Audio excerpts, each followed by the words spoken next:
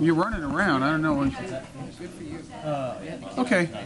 All right. I'd like to start the Personnel Committee meeting for May 17th. Start with courtesy of the floor. Anybody care to address the Personnel Committee? All right.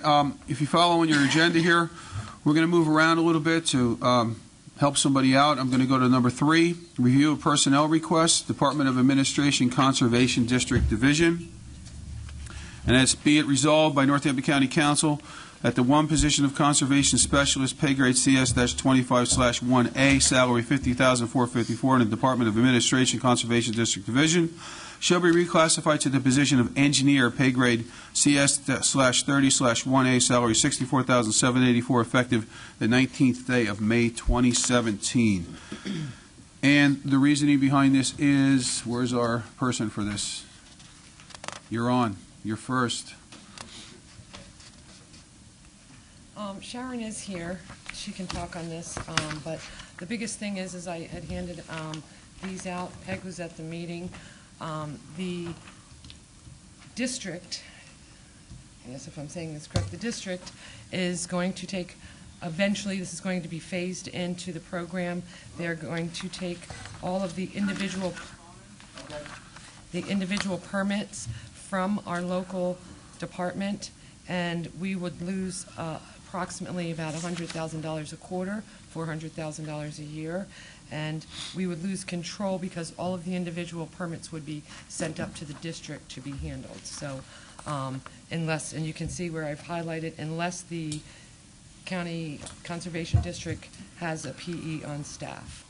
So we are looking to upgrade the position that we had someone retire or resign from to the PE so that we can post it and start getting this and be proactive, so when it does change, we're not in a bad situation and lose all control of our individual permits.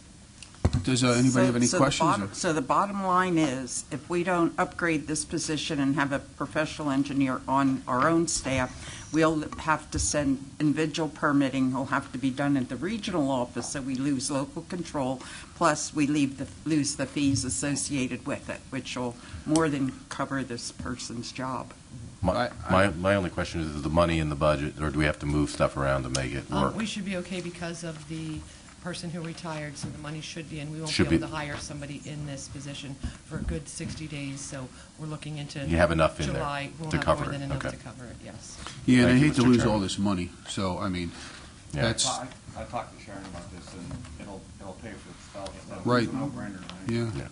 Okay, so any other questions? Does somebody want to speak to anybody else about this, or you're relieved? Okay. Okay, I'd like a recommendation to send it for tomorrow night, full council. Second? Okay, we'll move it forward. Thank you. Thanks, Sharon. Bye, Sharon. Thank your husband for his service. All right, back to the number 2 here. Review of county executives' appointments, reappointments to the, this first one we have is drug and alcohol. Got to get back to my front page here. Sorry, guys. Scott, I have reviewed the attached request for appointment, reappointment to the Drug and Alcohol Advisory Board. The appointee is as follows: Penny Conway from Portland, PA, term effective July 1, 2017 through June 30th, 2019. And we have the reappointment of Christopher Santos, Easton, PA, term effective July 1, 2017, ending June 30th, 2019. And any questions on this? This is Drug and Alcohol Advisory Board. Nominations and reappointments. See none? Motion to move it forward to tomorrow, Peg? Yes, let's move Okay. it along. We'll move it right along for tomorrow for full consideration of council. Next one I have here is a recommendation for appointment, Mental Health Early Intervention Developmental Programs Advisory Board. Submitting the following individual for appointment to the Mental Health Early Intervention Development, that's a mouthful, Developmental Programs Advisory Board. Please see the attached resume.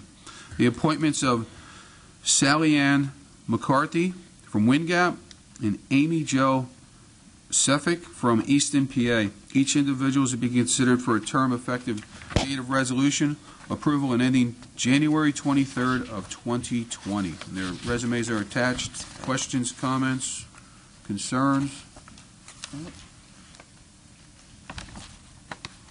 All right, motion to move it forward for tomorrow? So moved. All right, we'll move that forward for tomorrow.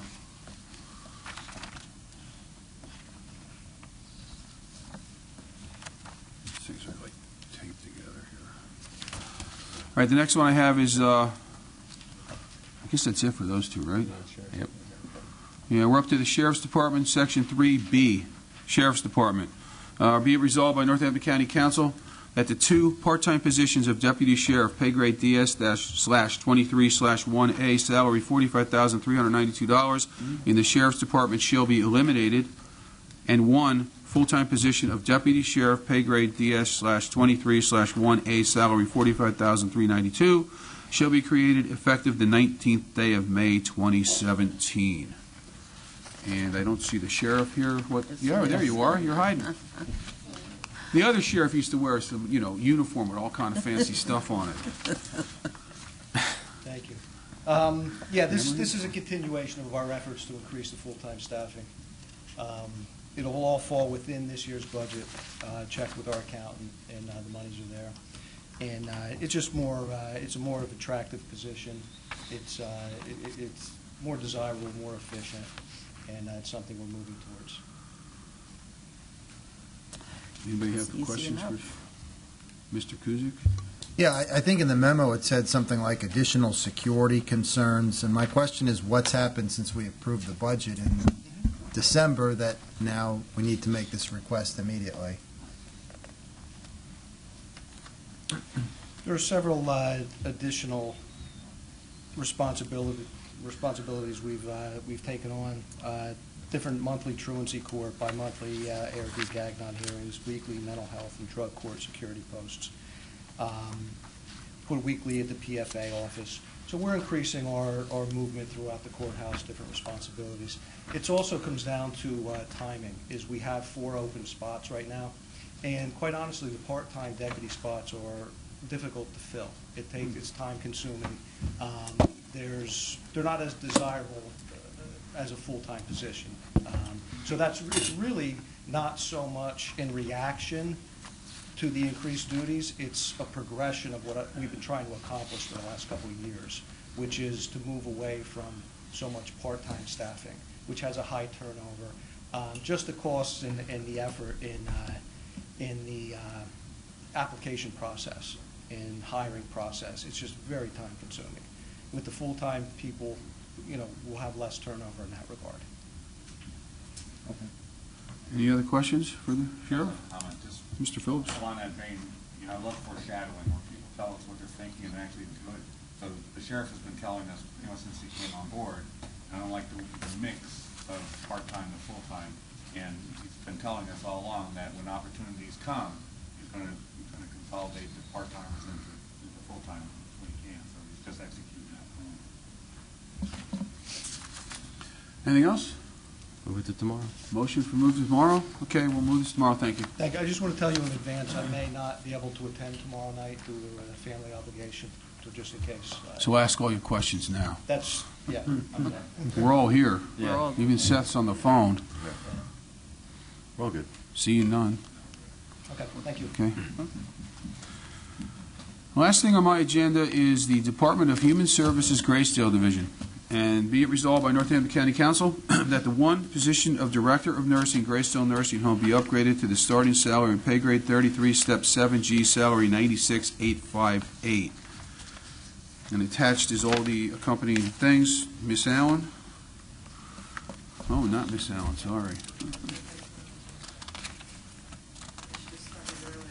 Yeah.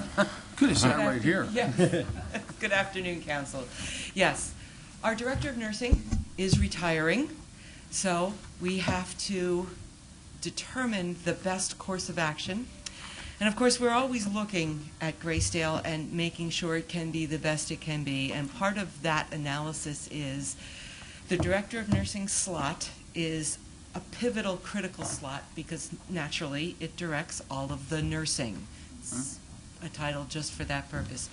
So we need someone who can be a Director of Nursing and provide adequate leadership and accountability and stabilization throughout the entire Graysdale facility. So, to that end, we did post the job. We interviewed a number of applicants, and we were lucky enough to find someone who has Director of Nursing experience already, which is extremely valuable. Her director of nursing experience was at a nursing home comparable to ours. I am not saying the name for privacy's sake. She also has expertise on the licensing side of things, which will provide us with information to be sure that our licensing, when Department of Health comes in, we can be the best we can be. So this particular candidate has 2 qualifications that go above and beyond what we are really interested in, which has to do with already experience as a DON, and then, of course, her licensing background. Because of that, what is before you is a salary increase. So it's about $4,000 more than what the current Director of Nursing is making. However, we believe it is a valuable trade-off for the facility that is our nursing home. Questions? Questions? I think, no. What is that? Very fair. What grade is that? 32. Yeah, this is 33 now, so it's moving a step. Pay grade. Oh, I'm wrong. Yeah. It's a 33. So Beth is a 33? It's the step, 7G. Correct. The grade is the same. Her It's step is what?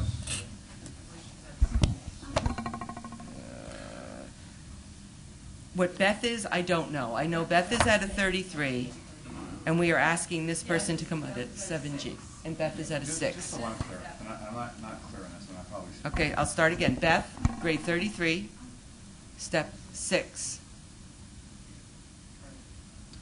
Current. 33, step 6. New person, 33, step 7 request. It's like one step. Is this coming to us, I should know this word, I don't. Coming to us because of the step increase or the dollar amount increase? Both, because it's above what we can typically approve, and because it is more money, so both.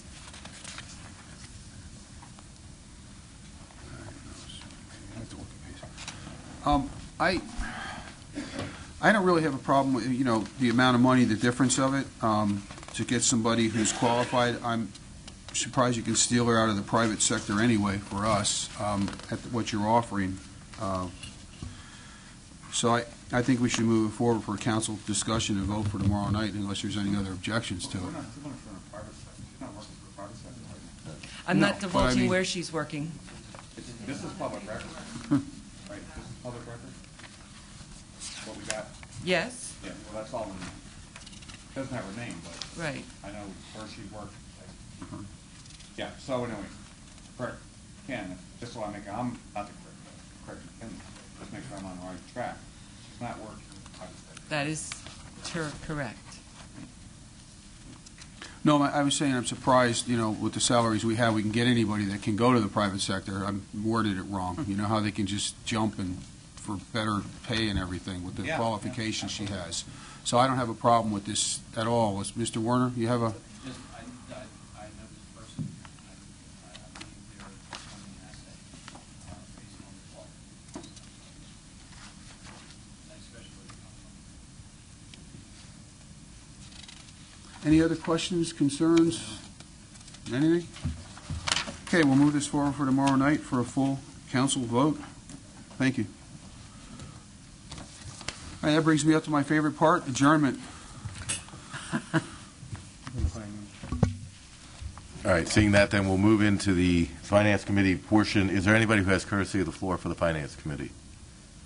Seeing none, we're going to move this agenda around a little bit too, in order to best give the opportunity and the time that we need for our Director of Corrections. So, Mr. Keene, if you would come up and address the items that you would like to open with today.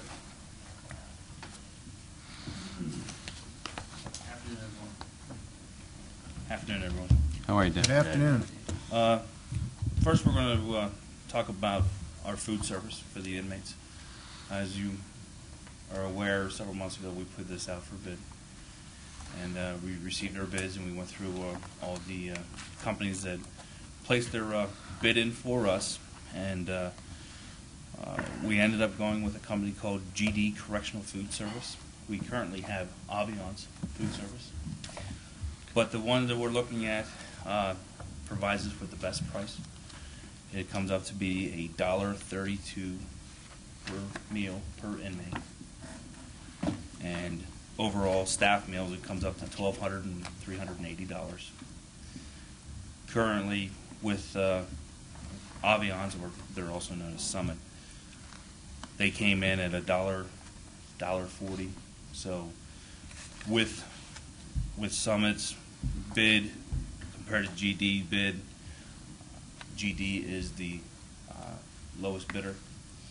They also, after reviewing their menu, their special meals and stuff, they have a good meal selection for the inmates. I mean, some people might not think that we need to have a good meal for inmates, but it's actually very important to have a good meal for the inmates. 2,900 calorie intake for the day. You know, and at the end of the day, we called some references on GD Correctional Food Service, and we've got some good reviews from them out of Cumberland County Correctional, out of New Jersey, Chester County, out of Pennsylvania. We've got some good reviews from them, so they're very pleased with having GD Correctional Food Service, and it looks like the group that we're looking at going with as well. It's a 3-year contract with 2 one-year extensions. For a total of 15. For the 5 years, yeah. So an average of 1.2 per year.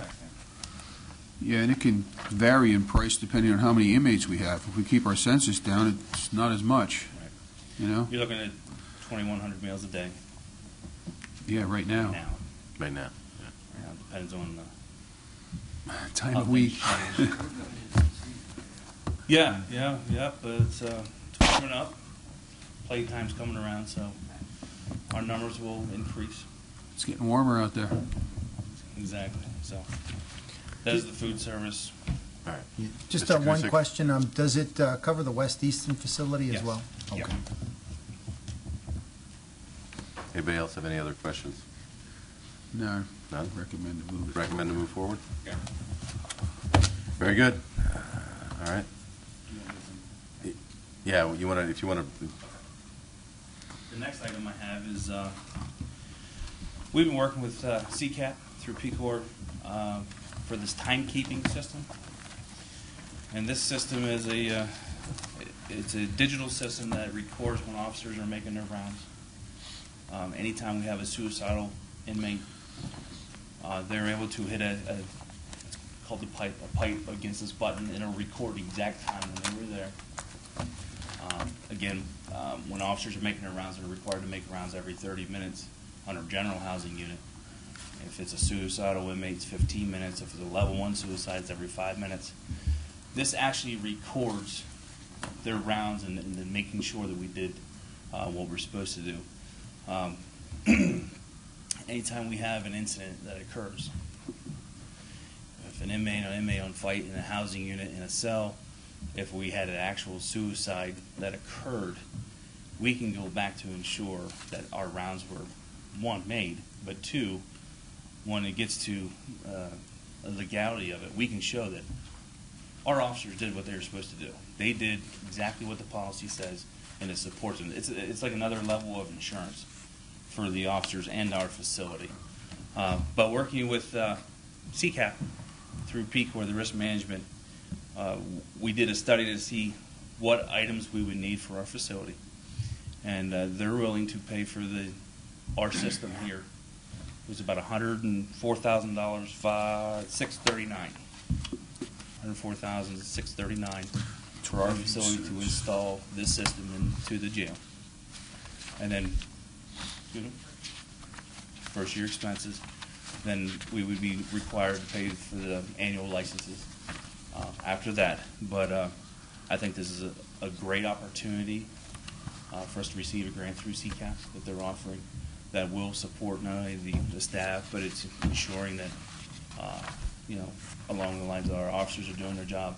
Plus, it protects them that anytime something comes up, we can show proof that they did do their rounds, their security patrols, etc. Okay, questions, Mr. But Yates? just, I sat in on their demonstration they had at CCAP the year before, and their presentation, actually, I thought it was pretty neat, and they did cover the insurance benefits to us that we can prove that the guards did the timely inspections, and of course the efficiency of not needing to manually down and document what it was, and we can hold them accountable that they were making their rounds as well. So I was pretty impressed with the presentation at CCAP. Okay. Yeah, 'cause we have, I mean, every facility has like daily logs. Anybody can go back and put security patrol, security patrol, security patrol. This ensures that it's done. Okay. I remember I was a lieutenant in Clinton County, and we had an individual that committed suicide. One of the first things from the captain's standpoint is pulled video, pulled the timekeeping to correlate, make sure they were insane, to make sure, we're in trouble, or no, we're good. And in that particular one, we were good because the officer at that time did her rounds when they were required to do so. Okay. Anything else? Mr. Warner, you had something? Yeah. All right, Mr. Phillips. What will be the recurring cost on this once the grant year is over? From the paperwork that I have, the annual reoccurring cost is $2,500 for the license. Yeah. Now, if we have to replace something, like if one of the tracking systems needs to be replaced, we'll have to replace that then at our expense. Yeah, you have to replace it in the future. But I do like this. Mr. I was going to ask how much the license fee, but I also, glad you had listed CCAP, found out about this program, I think that. Yes. So it's, just so I have the numbers right, 104,000 roughly plus change, and $2,500 per year for the license? Correct. And how many years? As long as we can continue. So it's yeah, it's a every year you continuous. renew? Yeah, as far as from P Corps standpoint, we're dedicated to 3 years. So we get the system, 104,000. They pay for it. If we would drop P Corps within the first year, we're responsible for 100% of it. After 2 years, if we drop P Corps, we're responsible for 67% of it.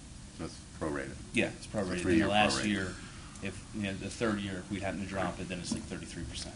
But we continue with it. Okay. So, and then the final thing that I had through Well, let Mr. Kuzic, I believe. Just one final thing. Given the age and uniqueness of our prison, does that pose any challenges for the system versus maybe a state-of-the-art facility would have? Well, that facility poses a challenge being there, yes. But with this system, we can actually take with us, once we get to the position where we can build a new facility, it's nothing to take these buttons off. And that's what it is. It's every housing unit, even my lieutenants and administration, we're going to have, it's a little blue pipe. And there's buttons throughout the entire facility. They're programmed. And and every officer and every personnel has a little button on themselves that identifies who they are. So when they get the pipe, they put it on themselves, it identifies Director Keene or Officer Smith.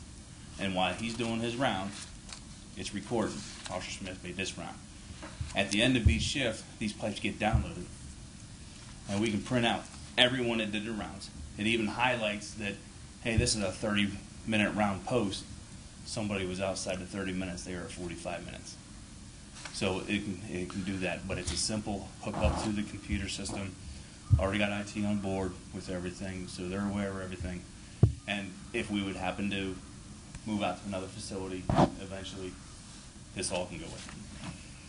Anybody else? I just have a question on, backups and redundancy with these hard drives and all this stuff. I mean, it's running under Windows, which is horrible in itself, but that's, this whole county runs under Windows. Is this going to be able to be backed up off-site to, like, our servers? Yes, well, we spoke to IT about everything, and it'll be covered.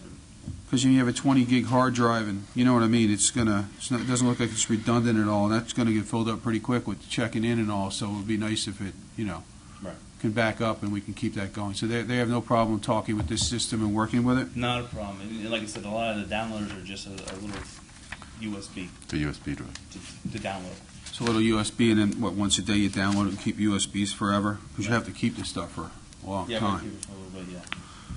Look, I think it's a great idea. Anytime we can go back on a log like this and prove the guards were where they were, it could save us so much money in the long run. So not even saying the guards are doing their rounds, I'm talking about the other side, protecting us and the county and the guards, that they did their job, is more important. So And that's the biggest thing, is if we can deter any litigation in the front end. You know, the officers are doing their jobs, but they always want to dig. They always want to dig. Oh, he wrote it in there, but did he fake it? yeah, anybody Just can write write it in. anything. Yeah. We can actually show proof now that, yeah, he wrote it in there, but I also have this pipe system that proved my officers did the right thing. So So we're still writing in too, huh? We're doing We'll everything. always track. Redundancy. Okay. we'll always track it. No, I'm for it. And the last thing I have through CCAP is we were awarded a security grant for $15,000 through CCAP. So we're going to put that towards a safety grant. Excuse me. We're going to put that towards a rec yard for our inmate disciplinary population.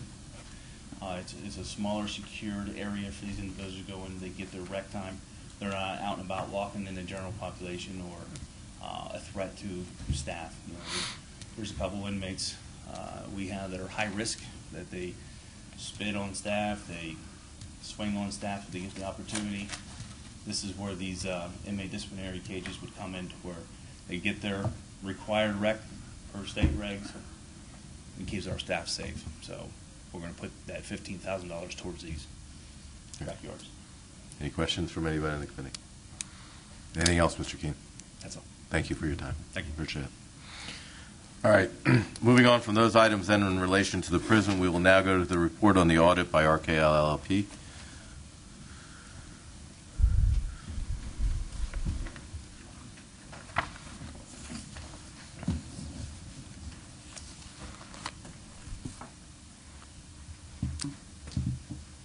Good afternoon. Good afternoon. Thanks for having us today. I'm Jill Gilbert with RKL. As you know, we're your new external auditors, so this was our first year doing the audit. I was the partner on the job, so I oversaw the job from start to finish. I wanted to start by just giving you a little bit of information on our firm, since we're new to you. That's me. Nick was the manager on the job. I'll allow him to introduce himself. Just a little bit, though, about our firm. We're a firm of about 400 people across offices in Lancaster, Reading, York, Harrisburg, and Carlisle. And we had representatives from 4 of those offices here on your team. We had Lancaster, Reading, York, and I split my time between Lancaster and Harrisburg, so we had some good representation. We currently audit about 80 governmental clients, including, of course, counties as well as boroughs, townships, authorities, transit authorities as well. We're a member of a lot of professional organizations, the Government Finance Association, as well as the Audit Quality Center through the AICPA, which is our national governing board. And then, as the slide depicts, we're also active in many organizations that a lot of you are with CCAP, PSAC. We certainly enjoy being involved in those entities, have got a lot out of those and doing presentations and really just broadening our knowledge. So I think we have, 2 hours, Nick? Is that what we have? 2 hours today? That's all right, right?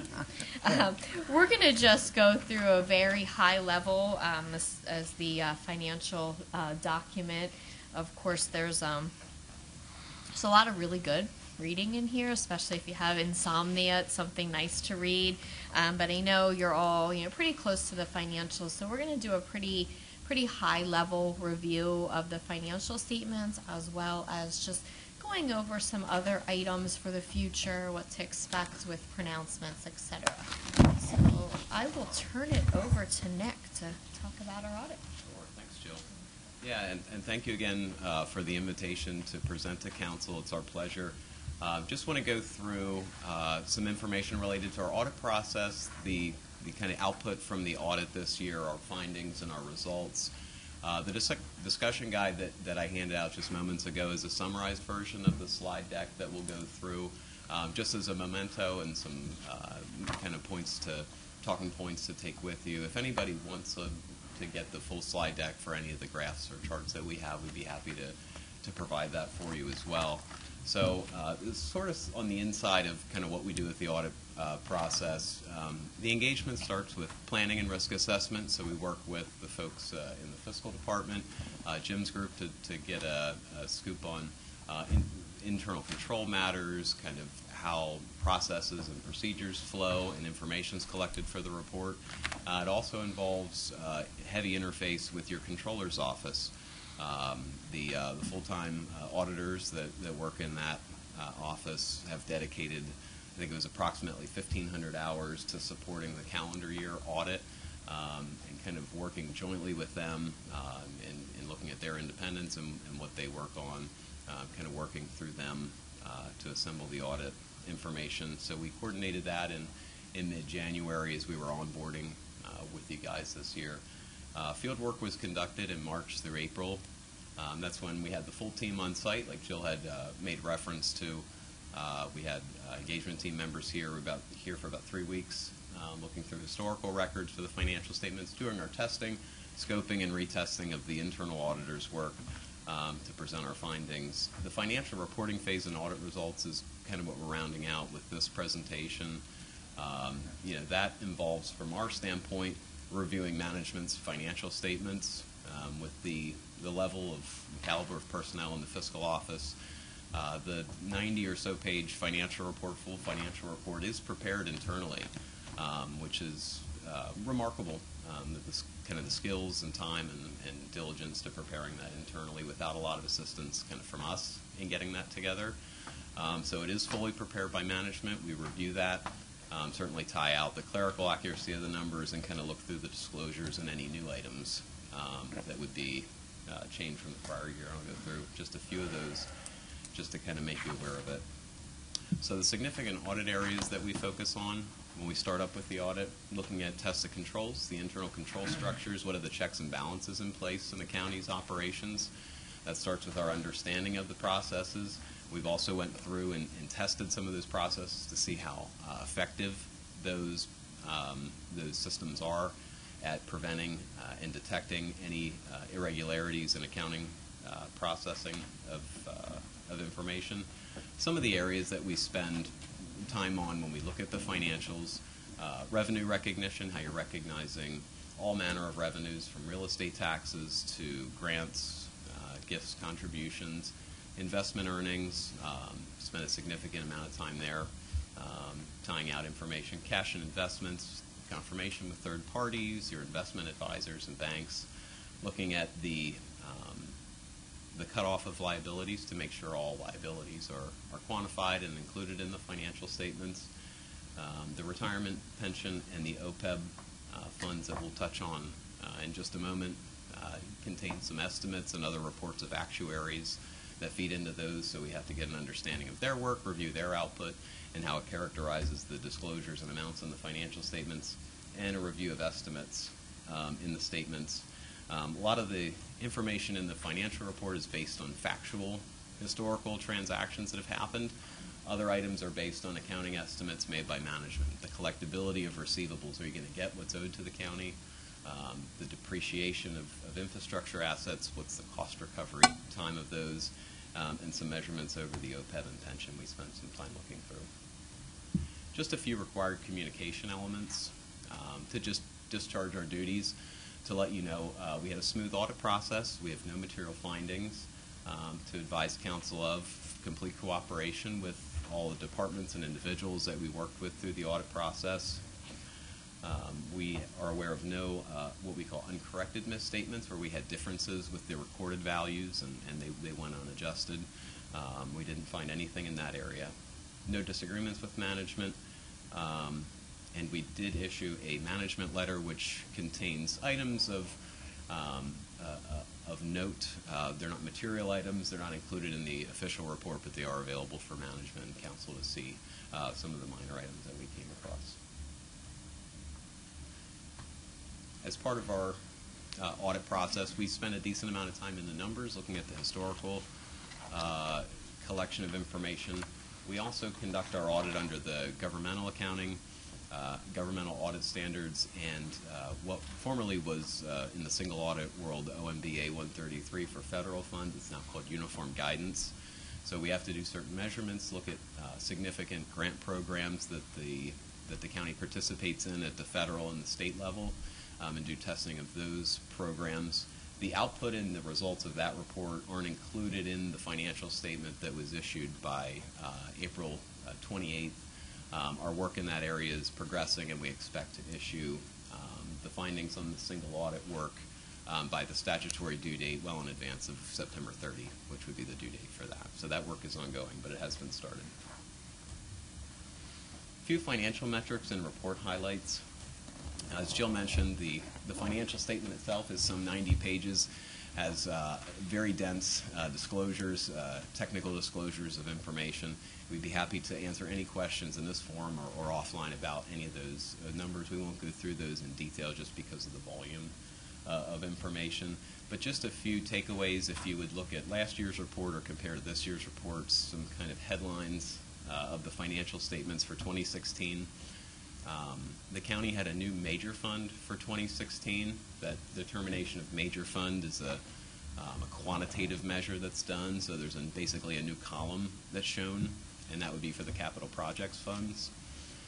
Over the course of the last few years, on a budgetary basis, you've moved resources from the general fund to the capital projects fund to envision to fund planned capital initiatives. So because of the accumulation of funds within that capital group, that was shown as major for this year. So there's a rhyme and reason to that, just in case it would be noticed. In the disclosures, in the footnotes, and in some of the language, you'll see that there was a restatement of net position for the county's governmental activities as of 1/1/16. That relates to it doesn't relate to an error or something that was missed in a prior year. It relates to in the implementation year of the new rules for the pension that you implemented in 2015. The actuarial group that worked through those calculations and kind of in its infancy went through the calculations and the output has changed their determination of a specific item that is projected in the actuarial results. And that resulted in a difference that had to be collected basically as an opening balance adjustment just to get it reset to where it should have been at the end of last year. We're aware that that's a condition that's going to be prevalent to a lot of counties just based on the way that the county pension systems are set up between member contributions and employer contributions, so it won't be unique to Northampton County. But you may notice that it's in there. If you would carry forward fund balances from last year's printed report to this year's report, you'd notice a change of the $5.15 million.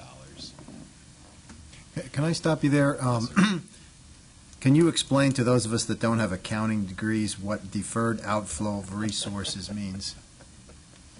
Sure. Deferred outflow of resources is a curious financial element that was defined by the accounting standard setters. And in the case of the county government, it's called the Government Accounting Standards Board, what we call GASB. In their pronouncement and vision for how government accounting would work, they have the traditional elements of assets, liabilities, and net position, which would be equity or retained earnings for the most part in the private sector. They also identified as kind of mezzanine items in the county, not in the counties, but in governmental financial statements, items that don't quite meet the definition of assets and items that don't quite meet the definition of liabilities. There's very specific rules for what items are considered deferred outflows of resources and deferred inflows of resources, and only prescribed items in the technical literature go into that category, basically. So it's kind of I would say a quasi-asset, a quasi-liability. It's just they set those aside for separate presentation. But the deferred outflow of resources would be akin to the asset side, and that is it's going to be earned ratably over time, that is going to transition off the books. And the deferred inflow of resources could be related to the pension system, some derivative transactions, and some sorts of revenue inflows that the county can't recognize yet. So it's relegated to very specific criteria, of which some of the pension activity is among them. Did I clear that up for you? Well, Sorry. Is that Trying. part of that change based on the increase in the average life expectancy? So you need more in there to fund part of it? It doesn't relate to any actuarial changes or changes of assumptions on their part. Okay.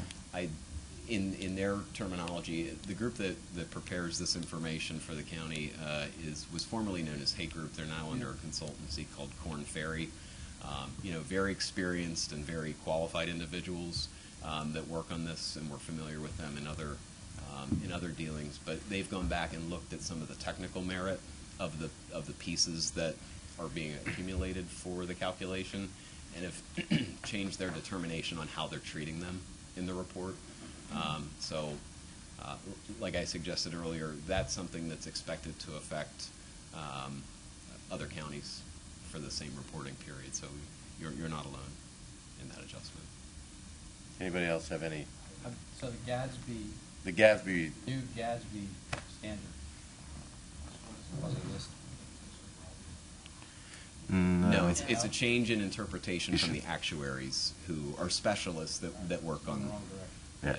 That's. We kind of, because we were talking about the deferred outflows and inflows, I mean, basically what they did with that is made a financial statement that was already very confusing, even More confusing. by adding these items that used to be treated as assets and liabilities and calling them something else to further confuse everyone, and I think the goal is met. I think what happened was the government and attorneys got together and screwed accounting up even more than it already was. But, right? What do you think of that, Mr. Lawyer? No comment. All right, let's move on. Okay. The only other item of note that you would see in the financial statement is there's a separate footnote in the disclosures for the county's P3 public-private partnership bridge program, which I believe was entered into in the fall of 16 and formally executed in the beginning of 17. So there's some disclosure about that. Along with the general purpose authority, those disclosures read very tightly together. It's the same description of the program between the two, since you'll be working with the GPA on that program. Mr. Dees? Yeah, just a quick question here. So, like the note 15 and 16 on page 69. Yes. Is that the 69 in the? Yeah, that would be in the general purpose financial statement. Okay. The audit. Yes, so there's 16 and 3. Yep. And we have a copy of that then? Or- Yeah, we provided. Okay, that's Yeah, not- that's okay, There you go. perfect. Okay, thanks. All right, thanks. Okay. A few other just disclosure highlights again.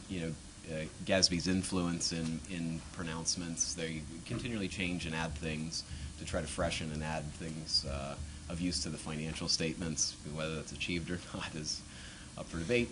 A new item for this year is what they consider a tax abatement disclosure. So it's foregone tax revenue from the county's perspective for discrete agreements that the county is involved with, where you grant a reduction in the county's case, real estate taxes for certain parcels and taxpayers in exchange for performance or something else. That there was just a growing consensus from users that they wanted to see that quantified in the statement, so there's a new disclosure about that. Again, that's a government-wide issue that'll be affecting everyone.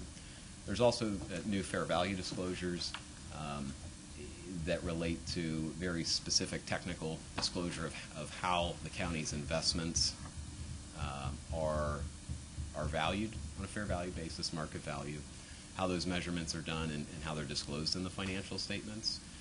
That results in basically a large table that was put in footnote 2, page 48. You can see the output of that. That is basically the government standard setters adopting what the private sector, FASB, reporters, for-profit and not-for-profits have done for about the last 10 years. They're just catching up to that guidance. So a few just visual metrics just on the output from 2016. Net position for governmental activities. This is sort of the balance sheet of the county, kind of in total year over year. The blue bar being 2016, the yellow bar 2015. So you can see assets and deferred outflows of resources. We grouped those together because of how similar they can be seen. So just a visual comparison year over year. Net position increased approximately $20 million from last year's $64,685,000 to $84,125,000 year over year. Changes in net position for governmental activities. Again, this is on a kind of a county-wide basis, excluding only activities for like the fiduciary funds, which would be your pension, and OPEB wouldn't be included in this, just the core government services. This would be sort of the P&L or income statement side. Revenues comparison year over year, expenses comparison year over year, and your net increase in that position, which would be your net income for the county's activities. Just a visual comparison. Some of the large drivers of that, the revenue and expense side. Some of the programs the county participates in, specifically Health Choices, saw a pretty big increase from 2015 to 2016. Still stemming from the state's expansion of the Medicaid program and newly eligible individuals. So that's more of an in and an outflow, which is why you see kind of those two bars kind of increase in tandem. More detail on the revenue side for governmental activities year over year. Charges for services, you can see the disparity or the change in the grants, the state and federal piece, largely driven, like I said, by Health Choices, individuals who are eligible in the capitation, and also work on the bridge programs that the county is running internally that are grant funded, and then hotel tax and other. Analysis of expenses for governmental activities year over year. Again, you can see the biggest jump is in the human services, which bears out with some of the programmatic changes and the demographic changes for those programs. Budget versus actual for general fund. This would be versus the amended budget, the final budget for general fund actual versus budget expenses. A few slides we put together that we thought would be of use for council. It shows a relationship with fund balance. It's often a very useful metric to follow. So this shows a 5-year history of fund balance for the county. The peach-ish colored line, orange, at the top is total governmental fund balance. So that would be all basically the core government services, less things like the fiduciary funds, your OPEB and your retirement plan wouldn't be included in this. It would be the general fund and other human service funds and special revenue funds that are included. You can kind of track the trajectory of that over time. The blue line shows the general fund balance for the preceding 5 years, and we are learning your history and getting on board with you folks, so we weren't here to live those specific years, but went back and looked over some of the drivers that contributed to it. So just viewing this over the long term could be useful in kind of assessing the county's performance versus goals, budgets, and expected outcomes. So just a few drivers that we saw had contributed to that. And when you see, particularly over the last few years, the kind of static position of the general fund balance year over year, even though, with the 1 mil tax increase in 2015, as those funds are being moved over to capital projects to fund those planned initiatives, it's kind of why you see stagnant position in the general fund balance. So just a visual indicator. The next chart or graph is general fund balance as a percentage of expenditures. This basically takes your equity position of your general fund alone, the fund balance, and takes that as a percentage of the total general fund expenditures for the year. That can be a useful metric to see kind of on a percentage basis kind of what you have in reserve in the general fund after you consider covering liabilities for the county's general fund activities. So again, this is a 5-year interpretation of that, and you'll see it normalizes in 14, 15, and 16. There were some very specific transaction events that happened in 2012 and 2013, refunding of debt and the swaption that you called. Also entering the Human Services building lease in 2013 through its expenditures kind of just on paper, kind of out of alignment. Looking at this in a metric, there's an organization, the Government Finance Officers Association, GFOA, very prominent thought content leader for governments, has put out a best practice that's been around for some time that as far as dealing with the question of what's the right fund balance to have, how much should we have, do we have enough, are we not investing the resources where they need to be. Their current thinking hovers around a 2-month minimum, which would be around 17%. So, you know, roughly in 2014, 15, and 16, the county is approaching double that percentage-wise. So just as a metric and a takeaway, kind of comparison of fund balance and what some industry groups have put out about that. Well, I think one of the statements on that, though, is the fact that you know, we've actually got 14 million of it now sitting in a what we call the rainy day fund. So I mean, when you put that and you pull that money out, then you look at the actual general fund balance as a overall amount compared to the normal expenditures. That takes that percentage and reduces it significantly and puts it more in line with that. Yeah, and that's the fiscal stabilization. Right. Yeah. That's the fiscal stabilization. This is account. absorbed for all of those items. We calculated it along the same lines at the GFOA, so right. we look at those restriction buckets and say what they think should be in that. So we tried to encompass all of those. So, but yet, all the same, even if you would take that out, you'd still right. be in line. Glenn, just yes, to clarify, the stabilization fund is in that chart that you just showed, correct? Yes. That's my anticipation. Right, and that's my point. My point is that in all reality, in our actual liquid monies that we run, we're actually closer to that 17 to 20% number. Mm-hmm. When you lump that $14 million back in, now you increase that percentage to your 33, yes. 34. That's how I looked at it. Yeah, and that's how that creates that. Sorry, I didn't mean to interrupt. Thank you. Just took a quick look through the 2017 budget, and I'm sure the council has worked through a lot more detailed information during its live passing in the prior year. But just looking at a few takeaway items, we'll continue to track these bigger ticket items year over year. The 2017 expenditure budget compared with 2016, there is an increase on paper of about $27.6 million.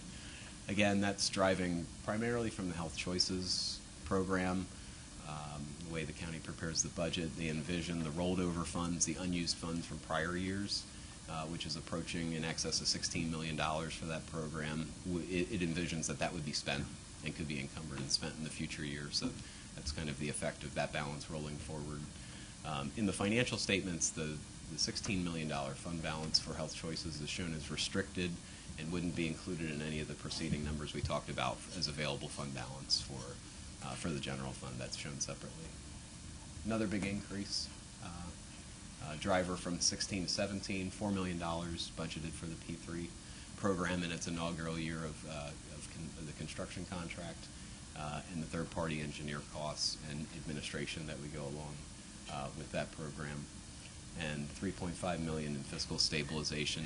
The way the budget's prepared, it kind of shows that as your kind of commitment to reinstating that fiscal stabilization balance year over year. So just a few drivers that we had picked out from the budget. Future budgetary factors, just a few items that we think are worth mentioning to council and are likely being considered by administration and council members on an ongoing basis. Certainly a hot topic is healthcare legislation. What will be done with that, from the federal level? Will they appeal and replace? What direction will it go?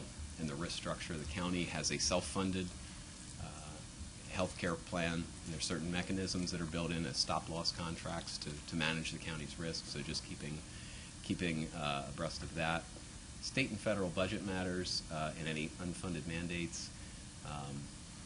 In 2015, the county saw some fluctuations due to the state budget impasse, and there's been much talk of in recent years of the federal and the state budgets. So just as it affects cash flow matters and other sorts of items, just an item to keep an eye on.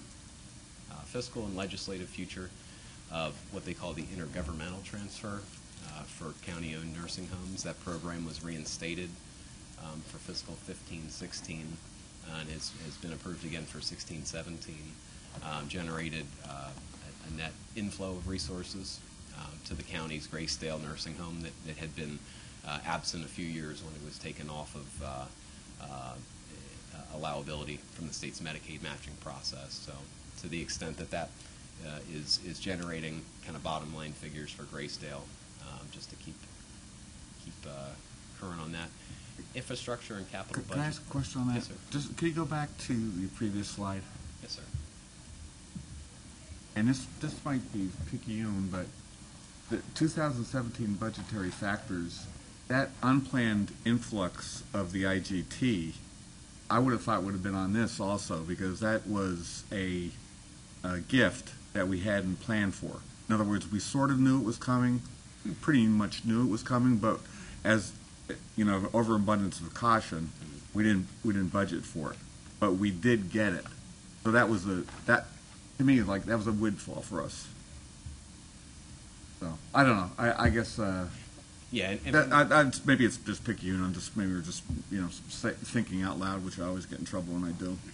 No, certainly that's a good remark. I think the focus of our pass at the budget was on the expenditure side versus the revenues, but certainly it can be a major factor. I believe for 2016, I believe it was around $2 million was the net plus for the county for Graysdale for that. Larger amounts that get transferred back and forth, but a net pickup of about $2 million. Since I'm thinking in my mind and talking out loud, for our budgeting next year, I think that we have to look at, we have a couple of years of IGT history, and how solid do we know during a budget cycle next year that we're going to get it, and that we have to really do a very, not that we did it dishonest before, but more of an honest appraisal. Are we going to get that IGT funding for that year and adjust our budget for 2018 accordingly? Yeah. So like I said, like foreshadowing, this is my foreshadowing. Next year I'm thinking about putting that in, expecting that we're going to get it. Yeah, it's a very valid consideration.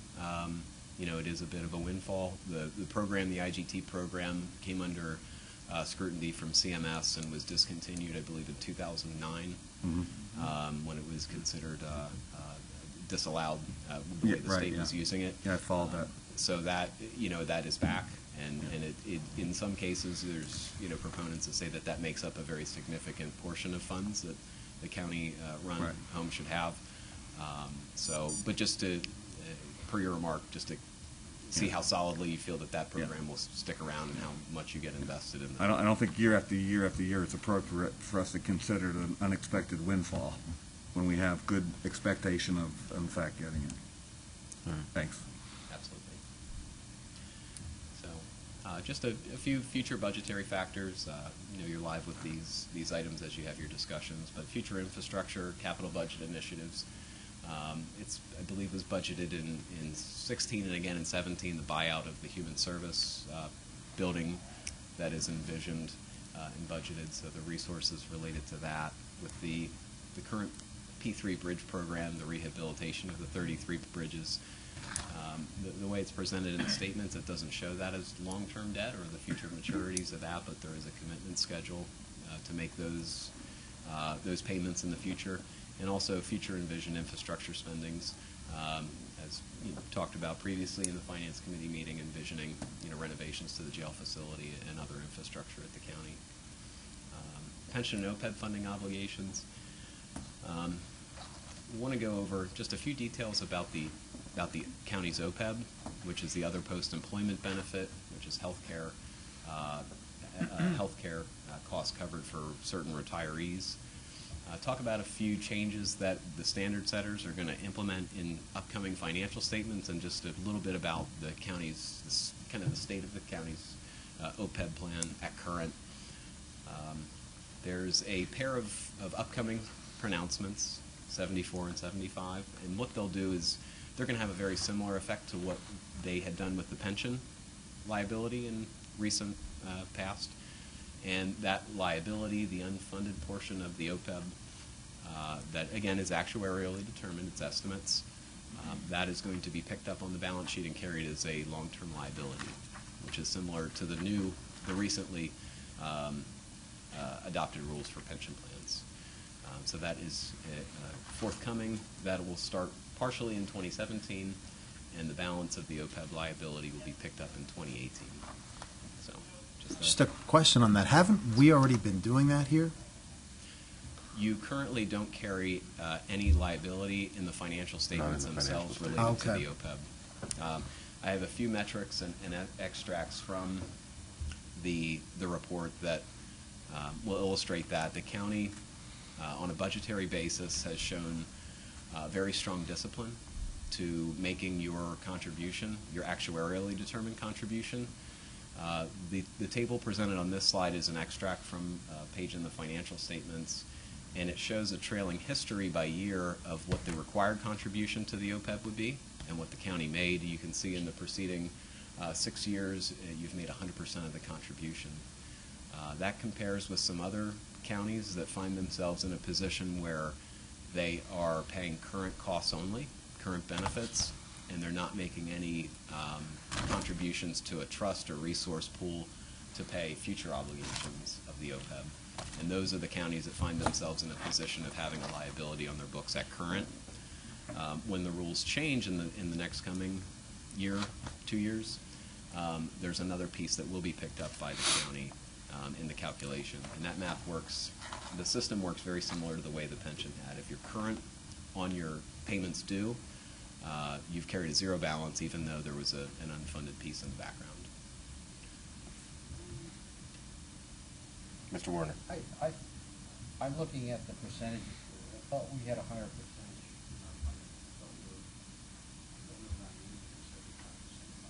You're talking about the main pension Yes. account. Yeah, the retirement pension is 80 to 90%. This is the OPEB. PV, but are we still, is different?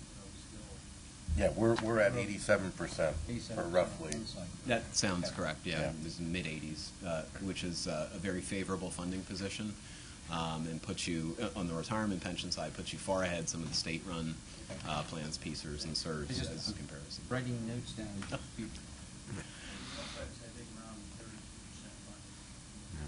It, 38? it's showing us 38. 38? Yeah, this slide. As of this date.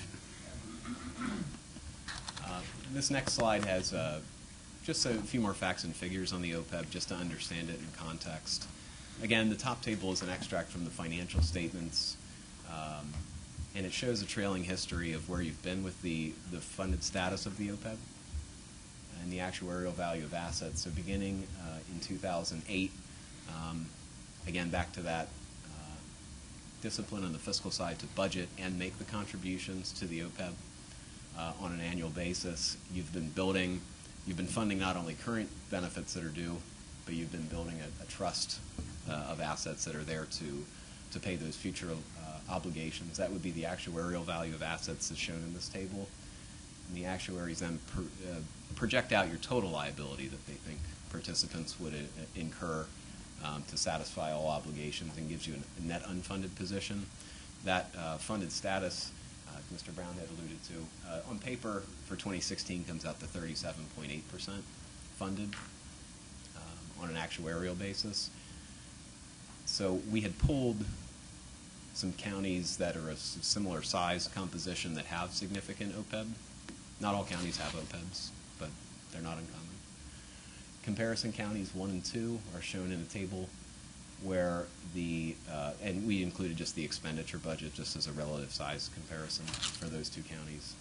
The OPEB liability for those, what assets they had available for them, and what the UAAL would be the liability that would be picked up in a few years from now will go on the balance sheet. So you can see in the case of Northampton, while your total liability is $77 million, you've been building up a trust, which is around $29 million in assets. So your net liability is only $48.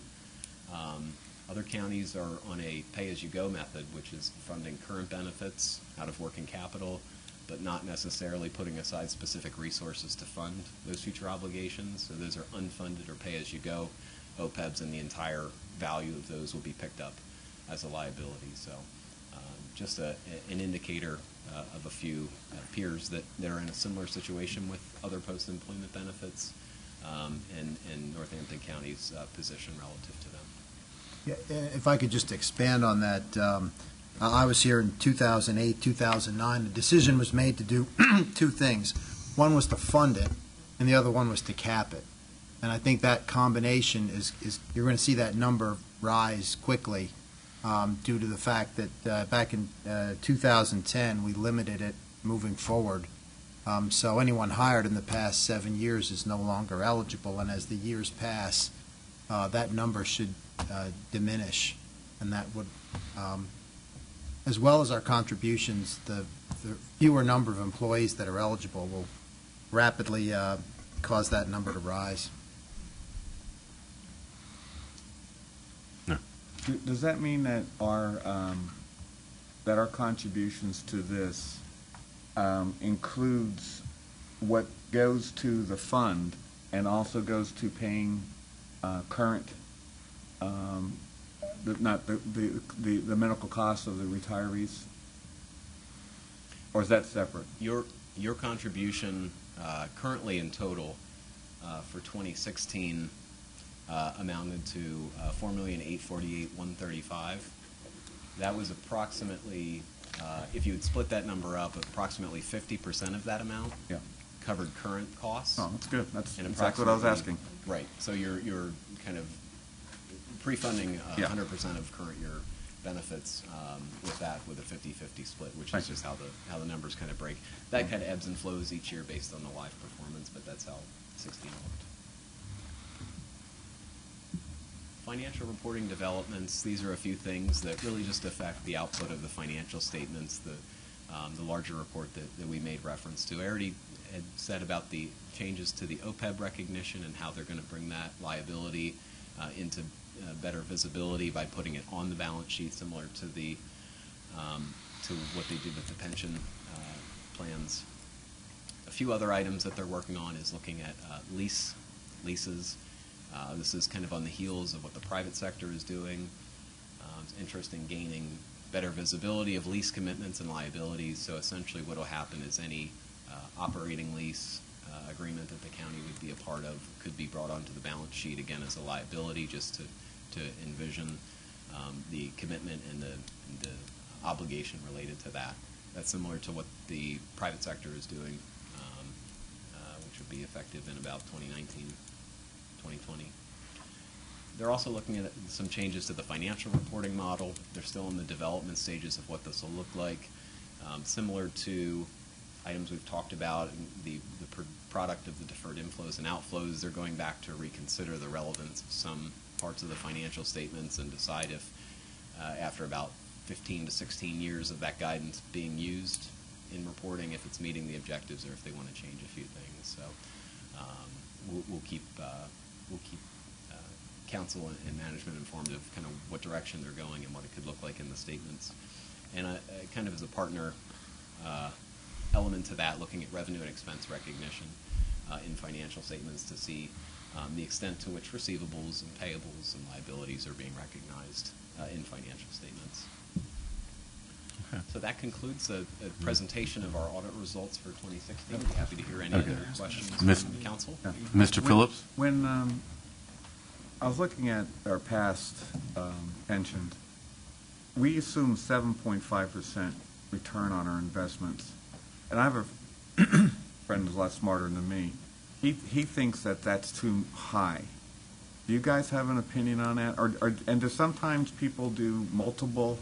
I think at one time our last audit at some point showed a different assumption on how that would affect it. I mean, I think they went to 6% versus 7.5, and how that would affect us. In other words, some people think that 7.5 is too high. Ratchet down to 6.0 and let's see how it looks. There is a piece in the financial statements called the sensitivity where we need to show a 1 percentage point difference. So Yeah, and I didn't see that on, what page is that on? In the financial report, it's in footnote 9 on page 61. Okay, yeah, I'm sorry, page 62. okay. I was looking for, I didn't see that. Yeah, that contemplates if there would be a change in the discount rate of a percent up and down, how it would influence the output, and it is very sensitive. The 7.5 yields a liability of $57.9 million.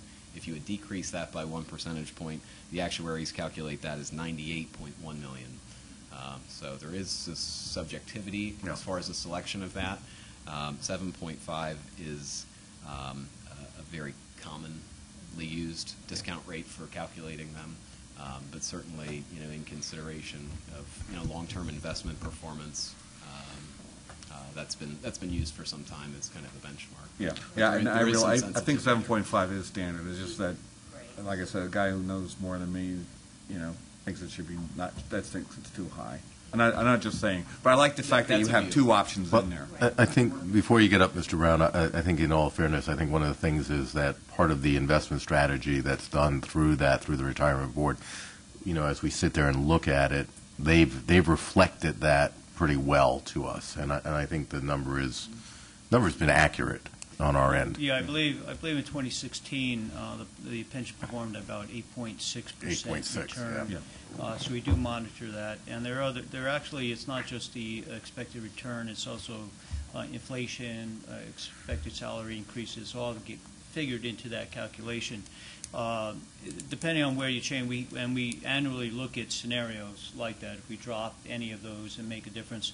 And really the impact into the financials, besides the liability accrual, is really what would the annual actuarial contribution calculation. If you drop that expected performance, you can expect your contribution rate to have to increase Absolutely. in order to make up for it. We're currently running around right around 11 million, 10.8 to 12 million has been the range going forward. So it is a balance and adjustment depending on how aggressive or conservative you want it to be in that. Yeah, I'm not even process. suggesting that we change it. I just like the fact, and I couldn't find it in there, that we do have the two options of showing it. Like, you're on notice of saying, this is what it will be if it's 6.0. So I like that. Okay, great. Anybody else? Mr. Kuzic? Yeah, my question relates to the Graysdale Nursing Home Fund on page 77. There'd been some considerable question as to what that final number would be. And if I read this correctly, you're saying that the final was a $1.66 million surplus. Is that accurate, or? That's correct. The budget final one was a deficit of 1.8 million. To what do you attribute the wide difference of those two numbers? If you would look, I believe, in the top line, intergovernmental revenues, medical Mhm. assistance, some of those figures include the IGT. I'm not being part of the budget process. I'm not sure if the IGT was envisioned. It was not. It was not. It was not. So that would contribute, I believe it was in the neighborhood of about $2 million surplus. 2.4. 2.4, thank you. Yeah. That was generated from that alone. There were some other post-closing adjustments when the final reconciliations were done. And some of the commentary around the close of the Graysdale Nursing Home bears out in our management letter comments, just for consideration of management and council. In the close, there was a pickup of about $740,000, a favorable pickup of revenue and receivables during the final close. So until they kind of went through and did the final calculation on reimbursements and what was to be received, that was a net pickup that was recognized in the audit close process. Yeah, I think one of the realities of it is that that number is always going to be a moving target based on the way that the revenue is gained in relation to the expenses because of the time lags and the fluctuations that are there. Mr. Warner. I just, talking the net pickup, you said 746. Yes, sir. think the 1.6 is, I believe, if I go back and go through my notes, I don't have it in front of me, would be a result of what Mr. Geisinger just said in that 90 days after the close of the year, as we're looking at our accounts receivable for Graysdale. It's a matter of what do we book, what do we calculate, and that always seems to be this moving target. I think we ended up actually collecting well in excess of what we were predicting in December. By the time we actually closed the books at the end of March. And then the decision made, it was $834,000, which was the bed sale, was then put into the Graysdale budget also. Those were, I think, the combination of those two were really the prime drivers in leaving the, getting to the 1.6 million, in the last quarter and the first quarter. There's always a guess where we're going to end up with Graysdale. The IGT, just for the record, I believe, once we did receive the money in, that would have been accounted for in the November-December budget amendment. We do twice, 2 a year, June and then December. Those revenues would have been acknowledged in that budget amendment and would have been in the financials going into the end of December. So I think it's the other two that actually then account for the 1.6 million. That makes sense, yeah. Okay. Great. Thank you, Mr. Brown. Anything else, Mr. Kusick? And just to follow up on that, towards the end of the year, we heard all kinds of different numbers. The final one that came in, again, 1.67 million. I believe back in December, Mr. Brown's estimates were 600 or 800. I mean, it wasn't. Yeah, I mean, the range of the numbers. I mean, you were $1 million off. 1.8 million positive to 200,000 positive, and everything in between. And it really is just a reflection of how well we believe, because of the it's all driven by Medicaid and Medicare and the collection of those from those entities, what we're likely to do. And if you recall, if you go back a couple of years ago, we used to have a very large accrued balance that over 2 or 3 years we'd end up actually being able to receive and collect and make those adjustments. I think we've collapsed that accrual balance, but being able to dial in more specifically as we get into the fourth quarter, how much of that revenue is going to hit the books not only by 12/31, but really more accurately by March 31, when we can acknowledge that. We've always tried to take a much more conservative approach. I'd rather come up short and then end up long than say we're going to have $3 million and then have to come back and report we have to adjust back $1.5 million. So it's really, Mr. Cusick, something I know we're working on from the analyst perspective, and also through the financial and the accounting aspects that we're really trying to dial that in and get it much more accurate. Yeah, for those of us that were here when these were $6 and $7 million losses, when I saw that number, my eyeballs popped out. So it's terrific, and I just hope you can keep it up. Well, and also it's also a reflection of the stability of the census for the nursing home, which is directly related to what we can anticipate revenue-wise. So as we're able to manage census and keep it in at least at budget or above, then we can be a little more specific on what we think we'll be able to collect, and whether the revenues come in that 90-day window or not. At least we know the revenue is there. In the past, census at times had fluctuated significantly, which ultimately has an impact. What is the daily reimbursement rate now? Give or take, rough. Do you recall? Is it up that high? I think that's a private rate. I think it's like 227. I was going to say, I thought it was like 240, something like 227, 230. Okay, so if per bed or something like that. So a one-day fluctuation in the full census as far as collection is $156,000 shift. So if you're off by a week, you're $1 million off. Well, and it is noted that in working with the fiscal department and looking at we've had some senior accountants retire, so on and so forth. So we really are looking at both the back office, which deals more with the insurance side, and then the accounting aspect of how we account for those revenues, both trying to bring those into alignment so we can better predict and I'd love to be able to go, yeah, right flat across the board and be right on the money Right. with that. Great, thank you, Mr. Brown. Anything else, Anything Mr. else? Kusick? Anything from this side? No. Thank you. Thank you very much. We really appreciate the opportunity. All right, moving on then. Talking about Graysdale, we have two items of donation before us, and in accordance with Home Rule Charter, Section 202, the first is the detachment number 298 of the Marine Corps League, and that is $1,000 to be divided and evenly distributed in the house account for each Graysdale resident who is a veteran.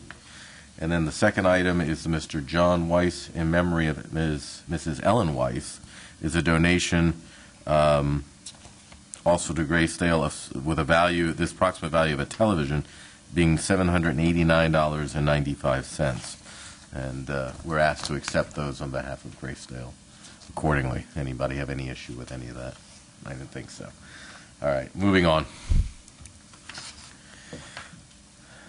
All right, we already talked about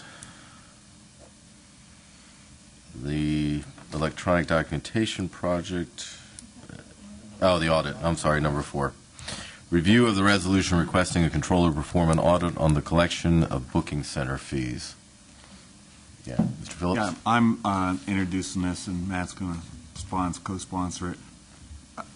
Not to read it verbatim, but basically what it's saying is that the Pennsylvania Code, the Judiciary Procedures, allow us to have $300 booking fee if we have a authorized booking center process, which we do. It's approved and authorized, and it describes Northampton County Prison, Bethlehem Police Department, Lehigh Township.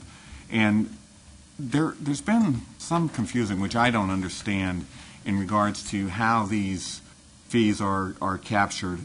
It seems like it would be a simple thing for us to account for the booking fees that were collected by Booking Center, and I'd like to see those funds go towards those booking centers. So basically what Matt and I went up and visited Lehigh Township and looked at their booking center and got a feel for that and talked to the Chief Fogel up there. So basically, if you go to the last page of this resolution, is that what we're really asking for is a summary of the activity, and it's going to be by a unique combination of the booking center, the arresting agency, and the magistrate district judge.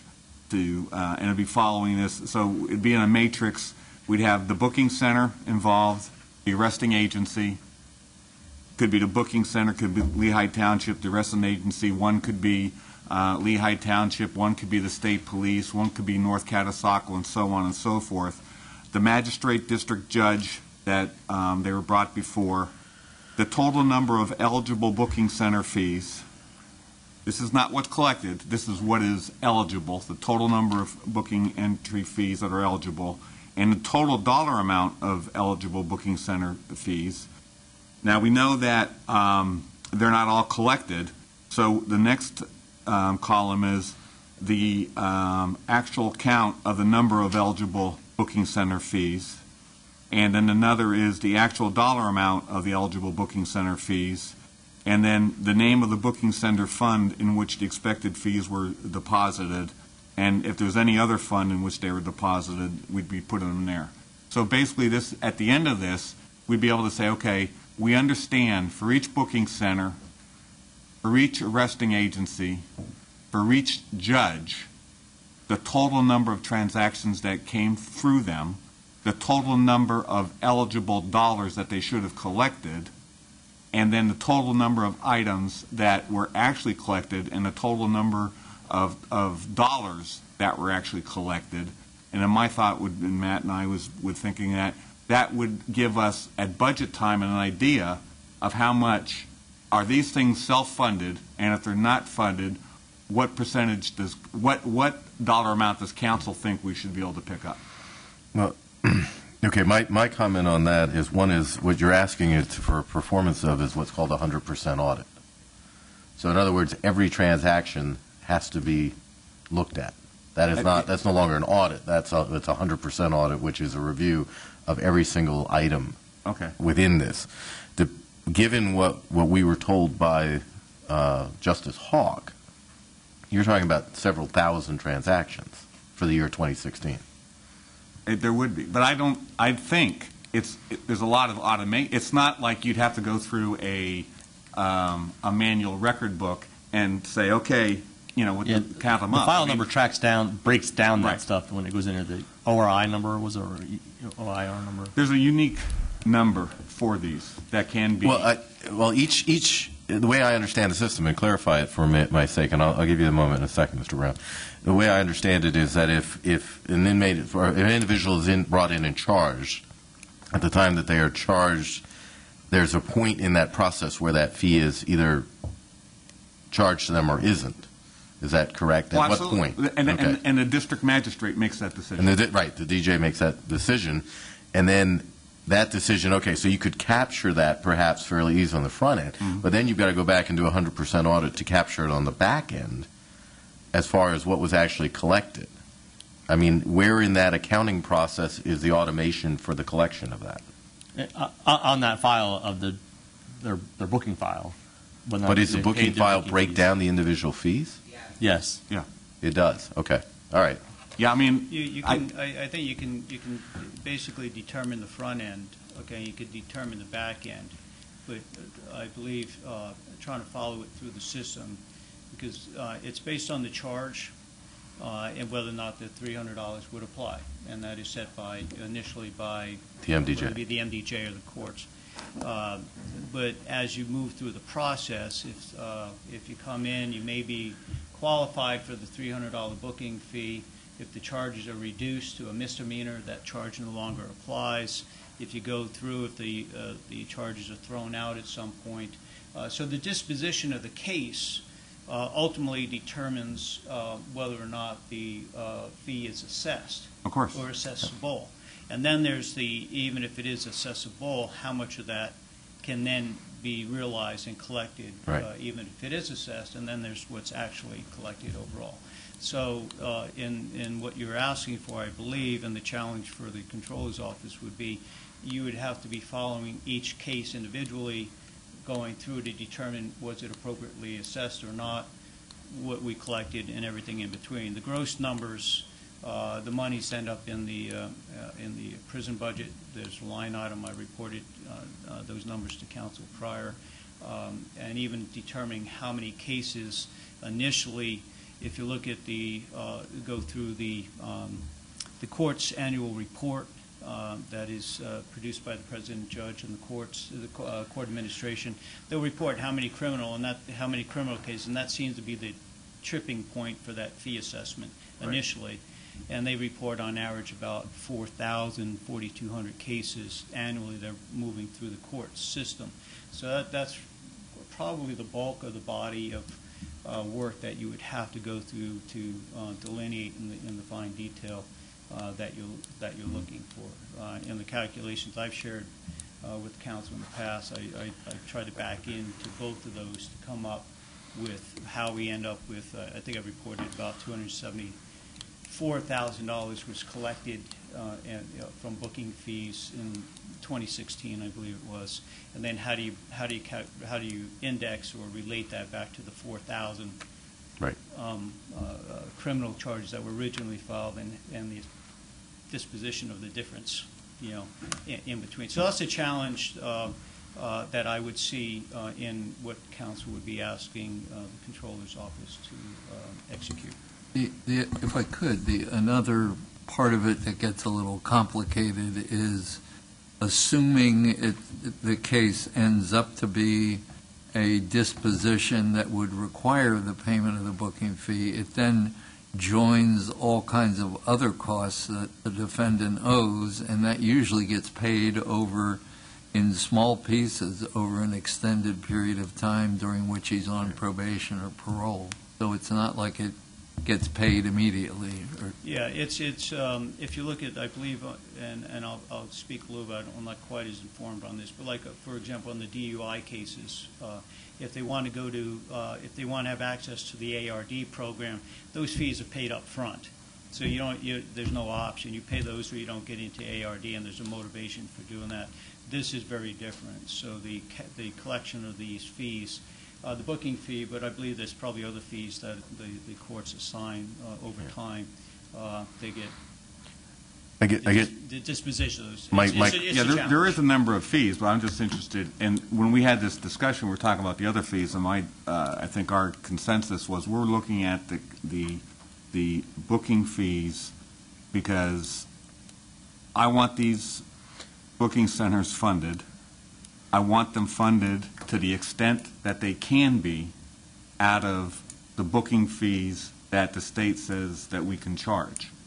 So next year, I want to be comfortable that these booking centers are funded adequately, but I want to have it out of the booking center fees, and I don't know how else to do that other than this. Now, if 2016 that's too massive, I'd be willing to scale that down to look at a particular month in 2016 to give us a representative feel for that. Well, and I think that my real concern is, as it was indicated by the administration, and was indicated by Justice Hawk when he was here, and some of the others. You're talking about several thousand transactions that then have a list of variables that create, from an auditing standpoint, a very complicated kind of process. I mean, yes, you can automate this to say we had 4,200 people come into the system, and you can automate the end that says this is how much money was deposited in an account,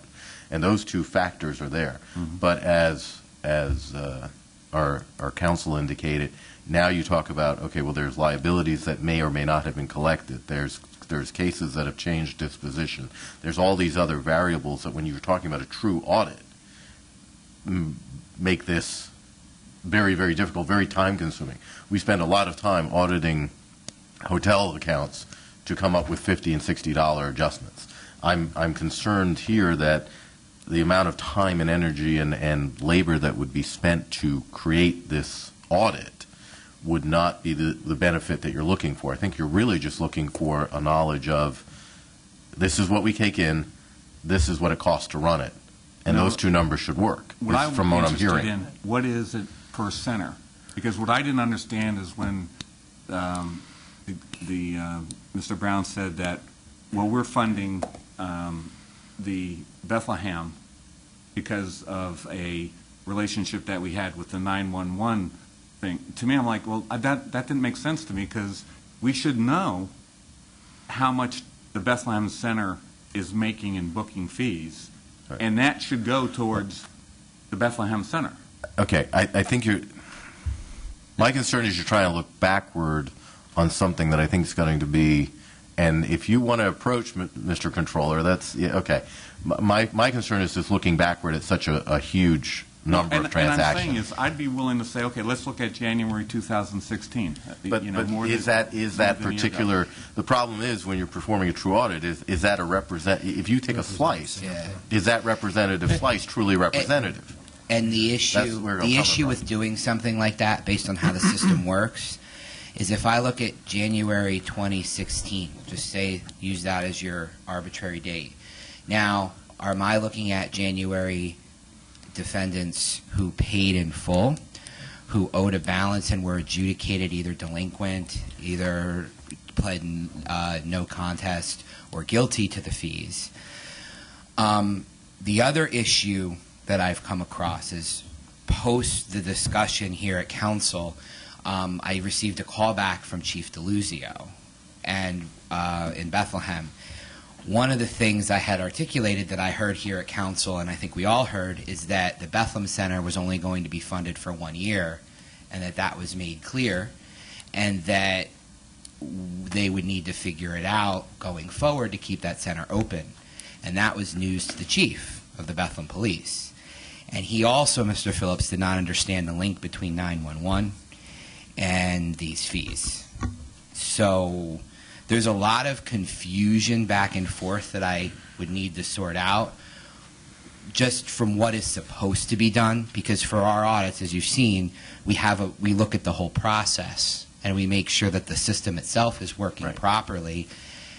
And I'm not 100% sure that even the people running the process, like in the law enforcement end, not the courts, understand what the process is. When the money comes to us, it's very clear how that money is doled out, and the AOPC computer system makes it foolproof. Right. If I come in, like Mr. Lauer explained, if I owe $10,000 in fees, restitution, the whole shebang, I didn't get ARD, I pled guilty, or I had a jury trial and I was found guilty, I'm out on probation, I'm doing my thing, I can pay $100 every 2 weeks or $100 a week. When I come in with that $100, that money is doled out in a formula that's created in the computer system that our criminal division has no say or authority over. I've had people show me restitution checks where they get 20 cents, 30 cents. It's about the cost of the envelope and the production of the check and the whole thing. Right. Well, so basically what I'm saying is I need to understand what the process is for the fees to come in. And then based on the recommendations, I can do the audit. But is there a will from the administration then to implement what, like, is that money going to be placed in the budget to fund those centers if we find, I mean, I personally think that the justification for the center in up in Lehigh Township, thank you. You will see that there is revenue generated to justify the existence of the computer system up there for it to be used. Is the will there to pay for it is the question, and is that a priority of the administration? And that I can't pontificate and that's on. its own question. Mr. Dietz. Yeah, and so the part of the about whether or not it's get paid, if they're going to be paying that $300, and then whether it's they're paying it right now or making payments, I think is almost a moot point, because just say we paid that, we caught them, we made them whole right now. Although it may take a year or two to get that $300 back from them, it'll be a rolling thing. They're going to get that money, so it'll be replenishing what we put back into the pot. So if they're on a payment schedule, that money is still coming in. And let's not forget that we say general $300. Right. That $274,000 that came in, some of those fees specifically for DUI ARD is only $25.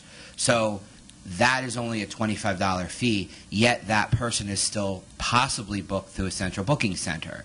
So keep that in mind, too, and you have to pay the full amount to get ARD in most cases. I think, though, one thing that's worth noting, I mean, is that the same statute which permits you to collect this fee also provides that it must be kept in a fund used solely for supporting the expenses of the booking center. So all I'm saying is there is some justification for taking a look at it to make sure that that's where the booking fees are actually going, and how much do they cover. And now, and I'm correct in saying that that resides in the prison, so making sure, I guess, that there's no crossover from the prison budget, from central booking, and vice versa when they do budget amendments. That's something we could look at to make sure that there's a direct transfer into that line item, and then that money is only spent on central booking. All right, Mr. Bennell. I just, not necessarily you, Mr. Petrola, I'm just, when we were going over the numbers from the Lehigh Booking Center, it was $3,500 a year?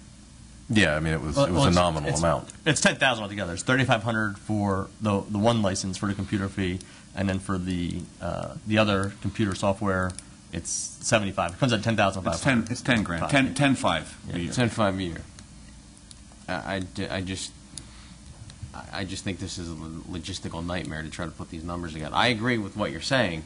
I just don't know if the county is able to get these numbers, and I think the controller's office is just going to be wasting a lot of time trying to piece that together. Yeah, I don't know that the audit's the best way to go about it. I guess that's really, I think we're all in agreement, or I'll speak. What I'm hearing is we agree it's a good idea to make sure that the money, that it's being tracked, that it's being put in as a separate account.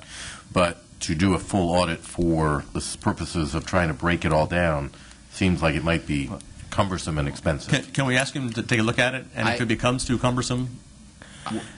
What I can, at the next Finance Committee meeting, what I can do is I can look at some reports. Specifically, in each line item of the budget, there are items that are expense to central booking. And what I can do is provide John Brown, the executive, could also supply you with that M60 report showing the expenses for central booking and what is brought in revenue, and then how that revenue is booked specifically to a line item in the budget, and then what those expenses are. If it's pulled from salary, if it's to pay for clean lines, if it's to pay for medical services to get a blood sample, those items can be quantified. Would be my guess. Yeah, that if I may ask, that's not my issue. Is the Pennsylvania Code says that they could collect $300 per transaction, and that is to go, as you said, most specifically, it has to go into your booking center fund. I'm really concerned, and I've been concerned since this came up, and you sort of made me even more concerned when you said that, and I'm not putting words in your mouth, Mr. Barron, but part of the problem of doing this audit is when you do an audit, you have to do an audit of a system, a known system that works consistent. One of the things that you're saying is that there's a lot of doubts on how this works. And that's more reason why we should do it. Yeah, I think that's okay. Maybe it's not an audit, but somebody's got. I'll put it in plain layman's terms. Somebody's got to go in there and figure this out and put it in a plain English term of this is how it's working. And I think there should be a question I have not had that to my satisfaction yet. Why we're only getting the figure of 20% of that $300 fee. I mean, we should find a reason why that number's not higher. Well, I think you have to. I think as Mr. Lauer indicated, you have the disposition of the individual themselves. You're not. I don't think 80% of the people are being released from it. I think that's unrealistic. I'm not saying 80% are, and I don't think that's the number that we're going with. But you don't have 300 in every case. No. First off, right. And at $274,300, it's about what, 915 maybe, right? 915 defendants that would be paying that in full. So, assuming my math is right there, you're right. That is, and that's not correct in essence, because you have some people. I mean, if you come here on DUI day, they pack courtroom 1, unfortunately. So that being the case, I think that you have to really and those numbers are easy to find because the ARD program is so well tracked. So you have X number of people that come in on this day. All of them paid their fees and costs, and this is how much we collected. And then $25 from each one of those cases in ARD goes into that $274,000 whatever that we collected in 2016. So those are the kinds of things. Those are the known quantities we can figure out. And from there, you could probably figure out the number of cases and how many people pay, and you could do some testing related to that. But I think the real issue is you have the chief of police in Bethlehem, the chief of police in Lehigh Township, and a county executive who all have a different understanding of a written plan that's approved by the president judge. And until they sort all that out, I don't know that any of us can do anything meaningful. It's just my... Mr. Bennell, and then back to Mr. Phillips. Mr. Bennell. What I don't want to see is another, the CEC audit, where there was no variables, there was no matrices put in the initial contract. And then we sent the controller's office in to do an audit, and as best as you could, because there's no matrix, it's all guesswork. What I would like to suggest, although I'm not on the finance committee, is that we ask the executive to come up with a plan on how to track it. It's a good point. I understand what you're trying to do. I just don't think there's any way that we can send the controller in to do an audit of a system that's probably not set up to be audited. And I think it's broke. It should be fixed, and once it gets fixed, then you have matrices in place, and then you can have an audit done. Right. And I think one of the other things is the determination of not only the revenues, but the allowable expenses that come out of it. Yeah, no, I think it's part 2. But yeah, I don't want to, if I may, I'll just try to simplify this. Okay. And these numbers are out of our financials. The controller can find them. I went back to the initiation of central booking in the county. I forget the date, but in tracking the expenses versus the revenue collected, from day one, the counties had an operating loss on central booking, regardless of how many fees were potentially collected or not. And there's I forget how many years, and I can share those figures with you. In 2016, 274 collected. It cost just Northampton County to operate the central booking system here in the prison $450,000 or some. I don't recall the exact figure, but it was something like that. The rate of collection of the fees stays fairly steady. Because what we're looking at is not the assessment of the fee, but the collectability, to your point, Mr. Dietz. The collectability of it isn't, even if it does survive through the whole system, and you say, well, over time, we're not able to collect them over time, and we have agencies out chasing these individuals because the nature of the individuals that go through the prison, they don't necessarily have financial resources, and it becomes really an uncollectible, for the most part. You get down to a point, and that's just the reality of operating the central booking in the county. I don't care which system you're operating, whether it be Bethlehem or Lehigh Township, but for Northampton County's central booking here in the prison, those are numbers that the controller can pull out of the system. So we're not collecting when we ask to improve the central booking, which is a task the chiefs of police asked this administration to take on because it was horrendous. It was taking 3 or 4 hours potentially to process an inmate. We took that on. We asked the president judge to increase to the maximum allowable, knowing that, and his memo acknowledged that this is not going to make up for the shortfall in the expenses of operating the system, but it would push us in. I think for Northampton County central booking, that increase accounted for maybe a $50,000 bump in the last 2 years. So it might have been 225. Now we're at 275. That's the incremental increase for that $300, but it's not ever going to get us to the point where we're covering all the costs for not only our own system here, but also the 2 satellite systems. The intent of central booking, if you go back and I researched the history, it used to be the city of Bethlehem. We didn't have a central booking, so in the languaging where we refer to the Northampton County central booking system, it was the city of Bethlehem.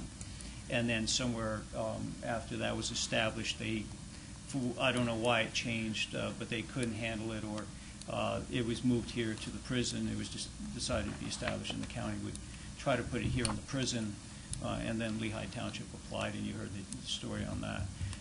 That being said, I think if you look at the numbers, the system just doesn't generate enough revenue to cover off the costs in it, and Northampton County, and historically, since the beginning, and I reported those numbers prior, it's an operating loss.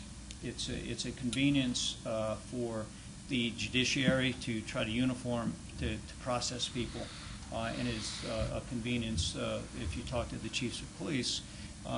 Fundamentally, their biggest concern was not the few dollars for the lines going into the police departments for fingerprint machines or anything. Cost of manpower. And that was really the fundamental driver as to why Bethlehem didn't want, it was supposed, did not want to give up the central booking in that city, because they'd have people having to run a half hour back and forth over here, spending hours on end, and the same originally for Lehigh Township coming in. It's a 45-minute minimum drive both ways, each way, and plus time. So collectively, however, whatever council decides to do and asks the controller's office to do, the short of it is, I did as much of a dive into it. That's the analysis I've been able to come up with. The collectability of fees, Mr. Dietz, you'll find if you talk to the courts, it's not just on booking, but other fees that they do fully assess to criminals that have been convicted and are due to pay the fees, and the collectability of those fees is an ongoing challenge for every government agency in the state of Pennsylvania. All right. Thank you, Mr. Brown. Yes, go ahead, Mr. Dietz. So what is your position on funding Bethlehem? Because I had the same conversation with Bethlehem, and they were under the impression and given word that they would be continue going forward under the same pretense of what you're challenging against Lehigh, which was that it's a convenience for the local municipalities? The challenge is there's no specific documentation on the conversations that take place, and they'll refer to a conversation with the prior sheriff who used to oversee the central booking, and when it was moved out of the city of Bethlehem, there was supposedly an understanding. I can't verify all of that.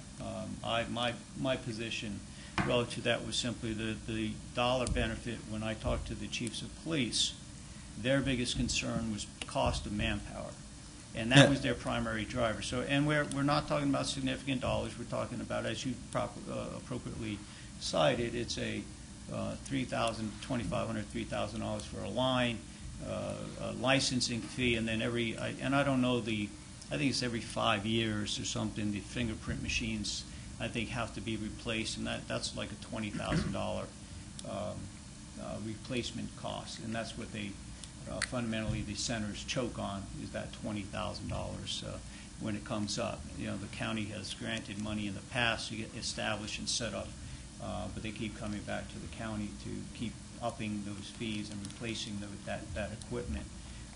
And fundamentally, that was not, in my interpretation, it's only my interpretation, that's not the original intent of when these were set up overall. We have migrated in bringing the central booking current. I think the county's done its part, and we invested heavily to make it the drop and go that it is. Since we instituted that, we have had not a single complaint from local law enforcement on the 15 minutes drop and go. Well, if I may ask, actually, my question still wasn't asked. What is your position on funding Bethlehem going forward? I don't believe either should be. Again, my position is the dollar value benefit of what we've been able to provide here is, for a few $1,000s, they get a benefit by being able to do central booking right in their own city and have. I don't know how many officers they have, 70 plus officers or something. I forget their size of the force. If you do the math on it, it's overwhelming. Yeah, because you could say, fine, just come to Easton and you start doing that math. So it's an incremental thing. Again, it's not a. So you're saying not to fund Bethlehem going forward? No, I'm saying that the central booking it's an operating loss to the county as it is. So we're assuming $150,000, and if council wants to fund these two centers and their equipment, then that operating loss would just increase. We're going to go to Mr. Werner, and then we're going to. I'll give since you introduced this, Mr. Phillips, I'll give you one final, but then we're going to end discussion because we've beat this pretty hard. I've sat through all these sessions, and I just think that there's not a lot of evolution happening here. Okay, I'm just sorry. We don't. I know you're trying to find. I know Mr. Phillips is following the code, Title 42, and I know it talks about the process of the booking centers. But what we have is operational loss. We have 3 areas that are not operating and implementing the same way. And we have, the operational loss is the rate of collection fees. I'm not worried about that, but the interpretations that are taking place here are not working. We need to get people in the room to understand how this booking center fee works. And maybe because it was adopted in 2014, we need to relook at that and revise it again. Because obviously, we can't seem to get Lehigh County, Bethlehem, and Northampton County Executive on the same page.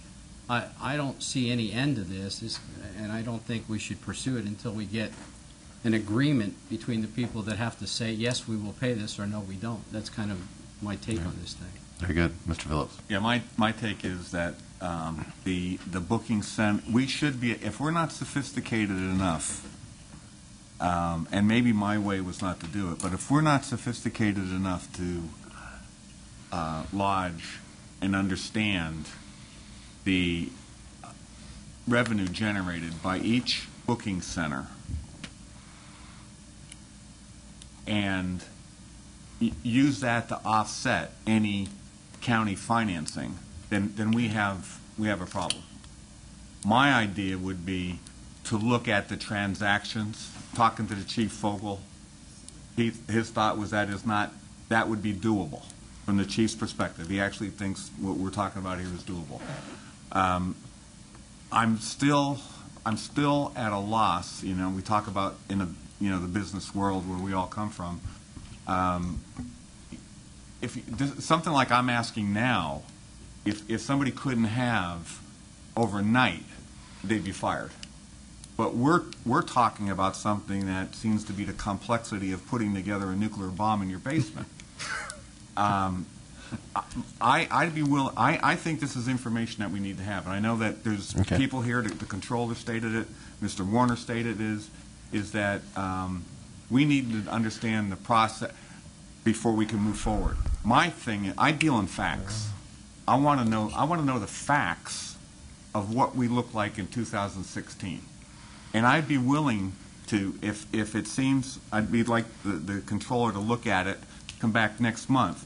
If this seems and I'd like to meet with the controller and some of the players on this, like we'll name the players later, but I'm thinking about Chief Fogel and maybe the chief in Bethlehem. Yeah. If we can talk to see, because I think that this is important, because I don't understand this. It's a major part of the county, and I'm not willing to.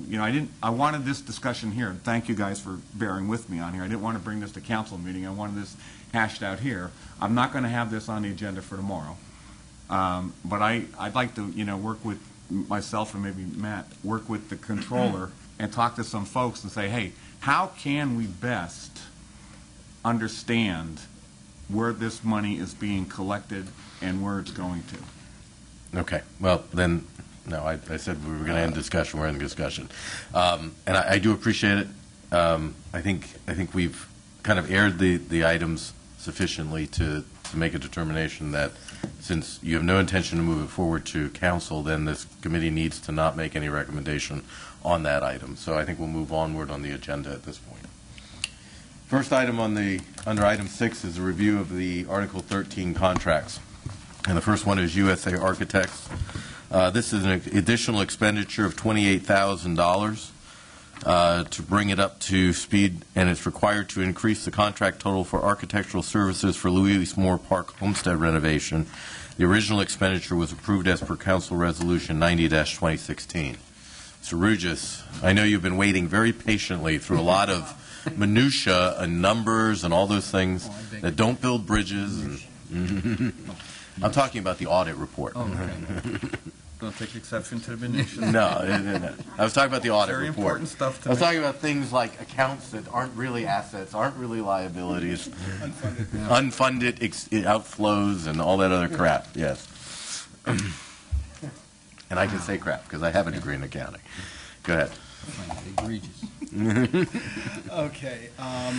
C16-155 is the A&E services for Louise Moore Park.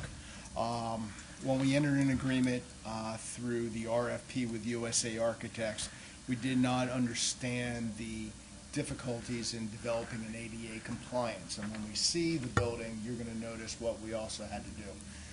Number 2 is we were able to grab water from Eastern Suburban Water Authority, so they've been integral in that, and then doing the plumbing. Plus, we had to enter an agreement in terms of the existing well and understand what was there also.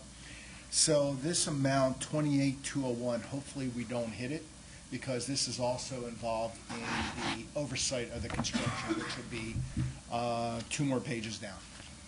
So that's where we are now. Please.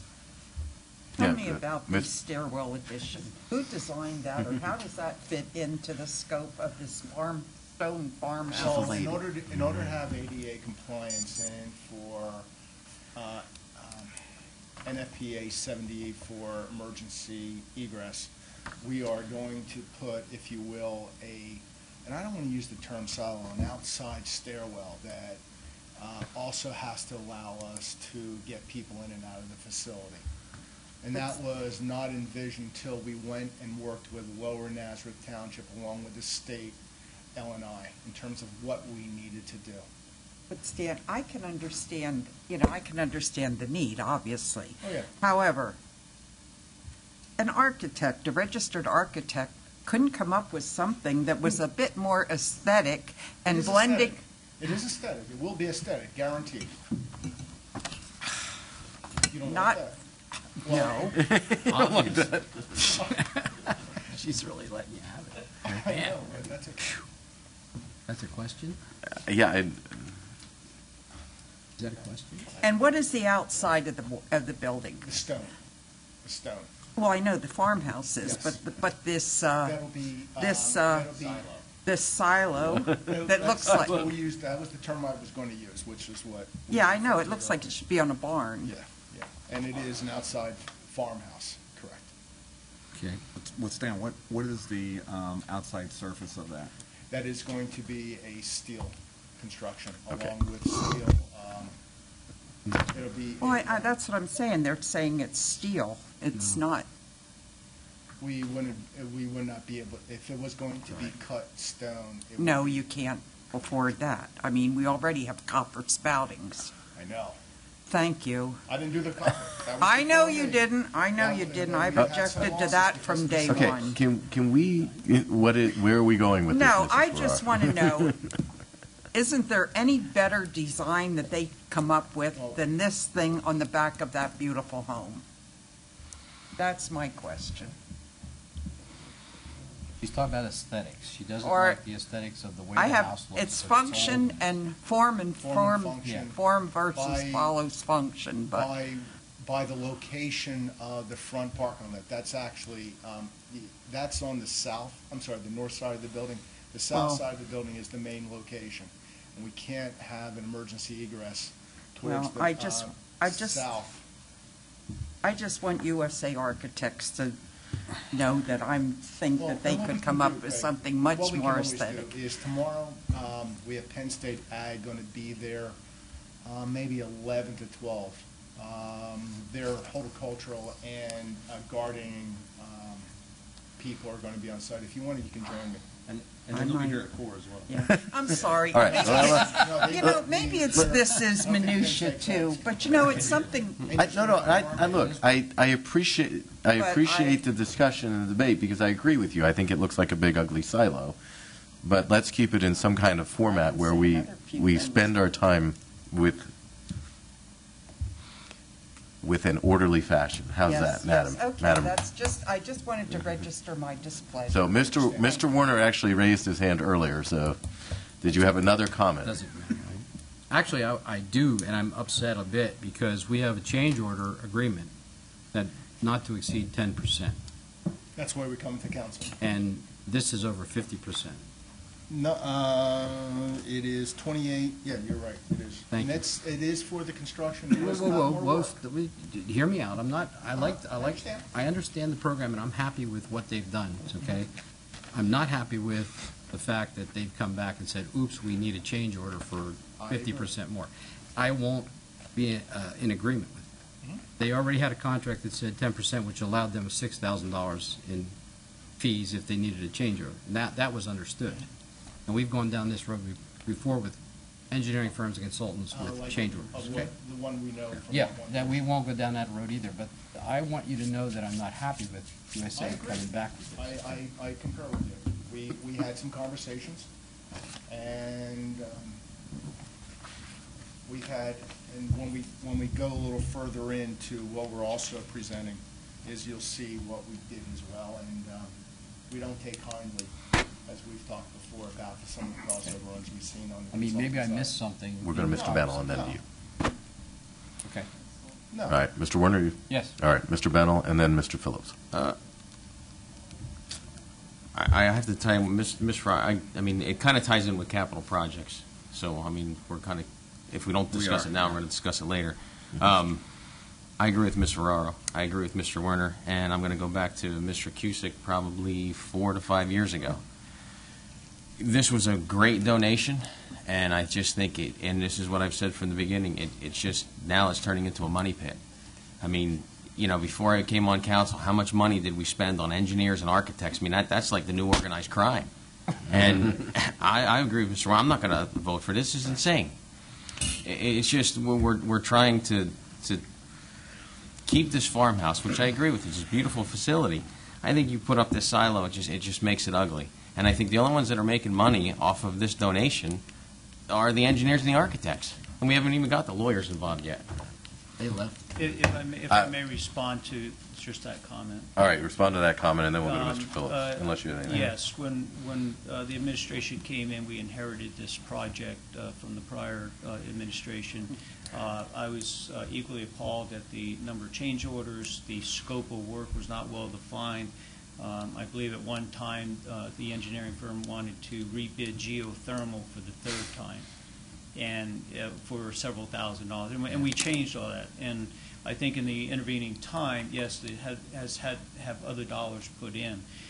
We've defined the scope very tightly. We know what the purpose of the building is going to be. It's the Penn State Ag Extension. It meets the requirements of an educational type of facility, so on and so forth.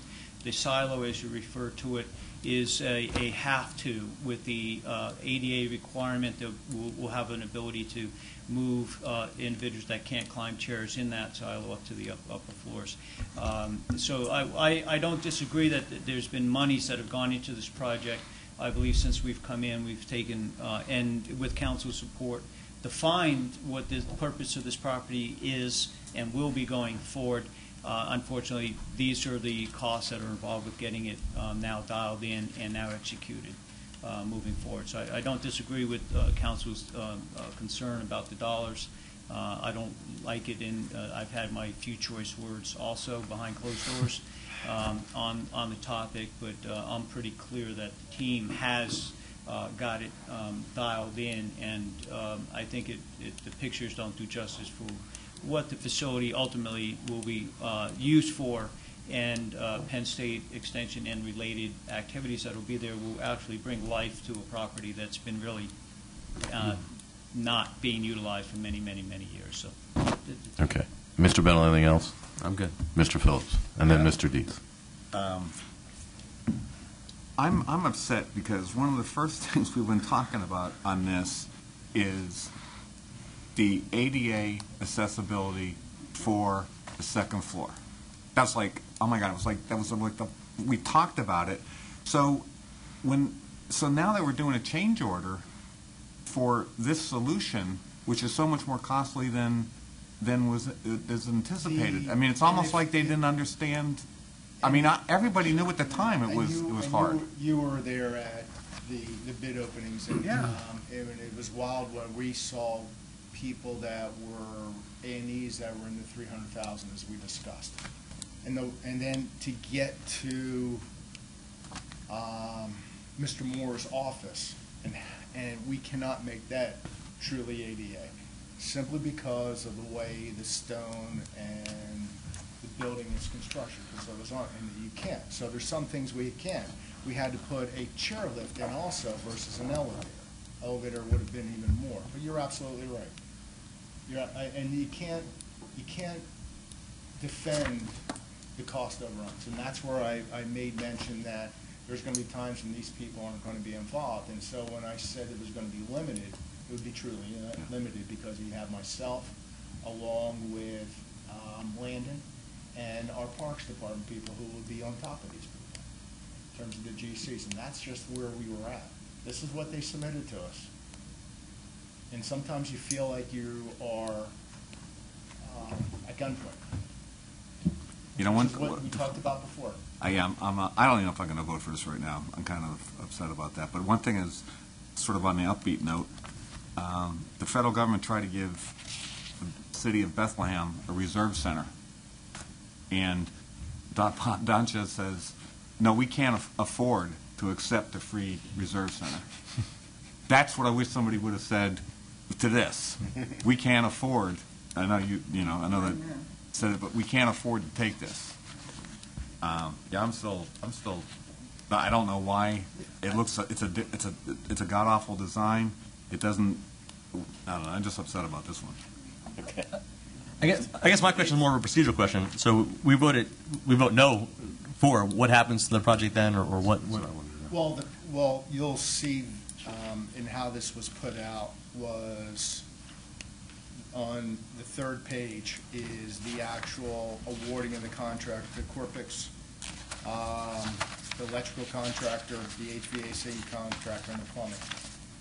what we can do is, if we defer until I get more information, you know, we can at least go forward with the contract for the general construction, the plumbing, and we can work with them maybe on an hourly basis versus a lump sum basis.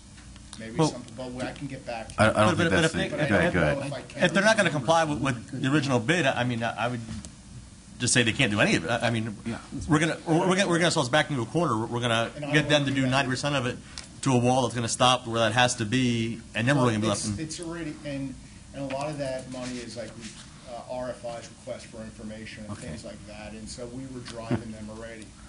Please. Anything else? I mean, that's. All right, Mr. Bennell and Mr. Warner. No, he was first. Oh, he's sorry. Okay, Mr. Warner. Stan, refresh my memory, and you also, Hayden, you probably were in on this too. When we had this original RFP go out on this request, we told them that the ADA compliance was part of this, correct? Yes. Of course, Yes, yeah. and this was part of when license and inspection came back. That's what I thought. Told us we had to change. All right, well, here's my position then, okay? We told them, we asked them to do it, and they started a project, and they realized they couldn't do it, and they enlisted some stair company and said, oh, we can't do it, they have to do it. I'm not in agreement with that. And it's at 10, if they had come back and said within 10% and said $5,000 as per our agreement, I would be in agreement with it, but not at 50%. That's not going to happen. They just doubled their, I mean, their engineer, their contractor consulting fees are $12,000. And I'm not trying to blow the project off. That's not what I'm here for. No, I don't think any of us are. Mr. Bennell. No, we understand. Go to a public building. Mr. Bennell. And not have eight. Mrs. Ferraro, I'm can we sorry. please keep order to our debate? I have a question. Thank you, I have Mr. a Bennell. gavel app And then, Is it possible that we can ask for an exemption for the second floor to be ADA compliant? No, we have to, it's pretty much how L&I and code came to us and said what we need to have done. So There's no, I mean, just given the nature of the farmhouse, there's. We're going to have a lot of people. Penn State, at sometimes, we may have up to 30 people in the building. okay, now, Mrs. Ferraro. But I'm fine. Okay. I just don't, okay. I don't know how you can come in as a registered architect into a public building and not start with ADA requirements and making sure that the ADA is This is satisfied. some of the other It's minutes as that they spent, basic right? as sidewalk curbs. I mean, it's basic. Okay, what I'm hearing from the committee, Right. They're not doing our sidewalk. what I'm hearing from the committee is that this should be moved forward to tomorrow night with a recommendation to vote no. Is that what we're saying? I'm up for that. I'm up for that. Yeah. Okay, Can they so- come before us so we can ask them in person? I think they want to. I think Mr. Brown has a comment on that. Just say, if I recall the history, and correct me if I'm wrong, the original use of the building was going to be for, I think, Parks and Rec or something like that Yeah. as offices. That's correct. So the ADA and all of that wasn't necessarily critical. Prior project approval took care of the exterior, right? Took care of the roof, the copper, and all of that. So one of the limitations to the project, quite honestly, is the fact that we're retrofitting it now for a different use. The exterior and the outside has already been done. So unless we're willing to go back and really tell the engineer, we'll give you carte blanche, tear the building open, change the facades, change the outside that's already been in place, and come back with a different solution. My guess is that they were trying to fit a solution into that limited window without overly affecting the exterior in the way, because that's already been completed in a different phase. So that's what we inherited as this project, trying to get it then into repurpose. So just some history on I think some of the difficulties that the engineer and the architect have had in actually meeting the compliance factor.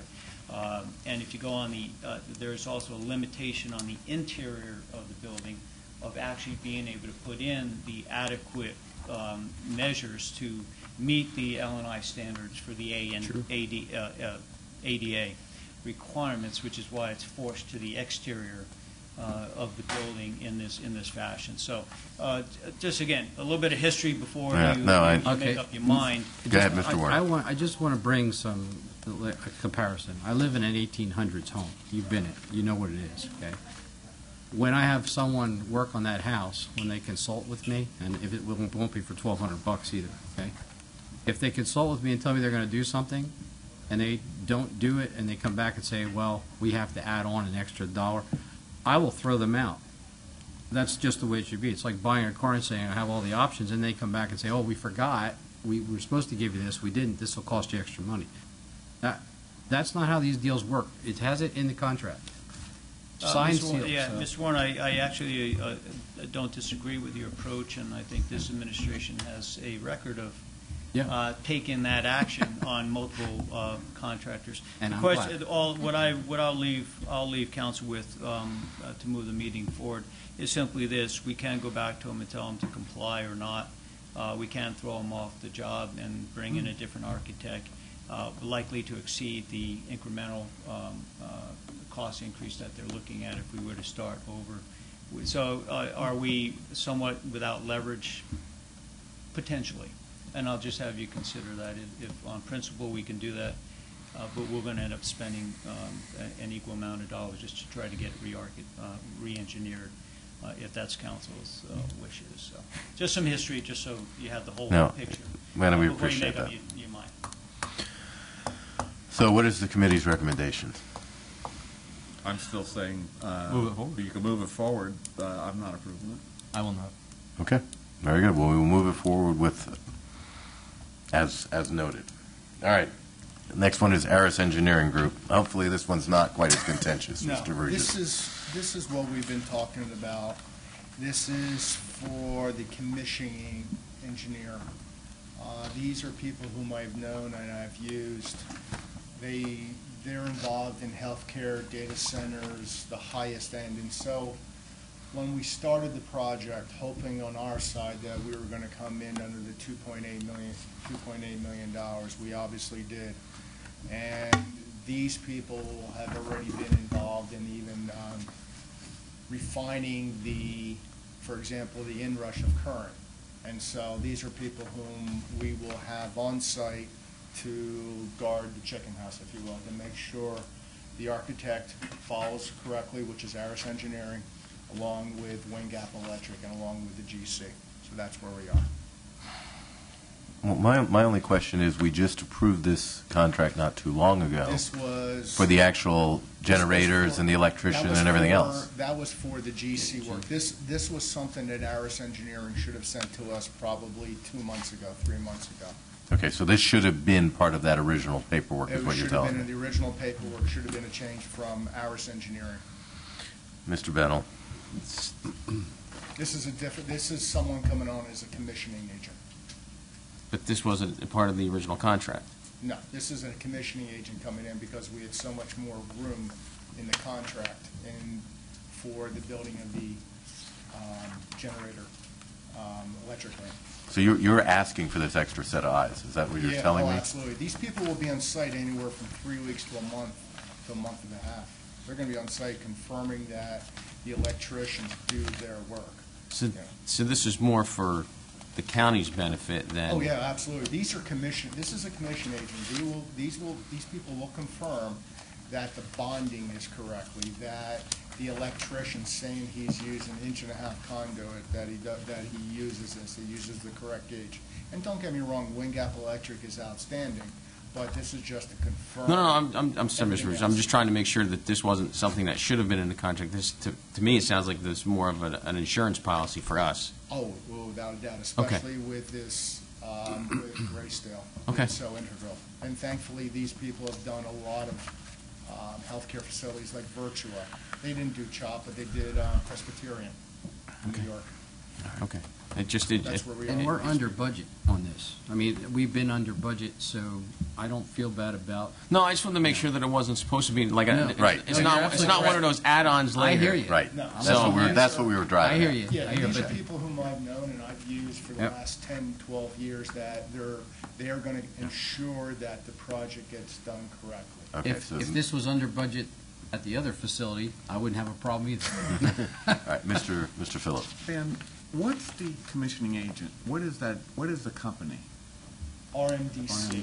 They, Is that in our no, paperwork here? they're a contract, they're gonna be contracted directly with Ours Engineering as a sub to them.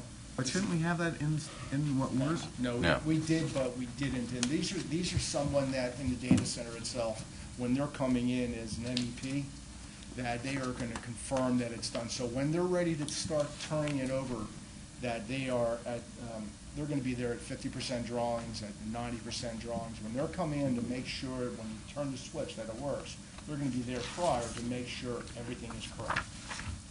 Yeah, so we're paying Egress this dollar amount. That is correct. And whatever They are dollar going to amount go they're charging, they have a subcontractor. That is correct, and that subcontractor is whom I've used probably 8 times.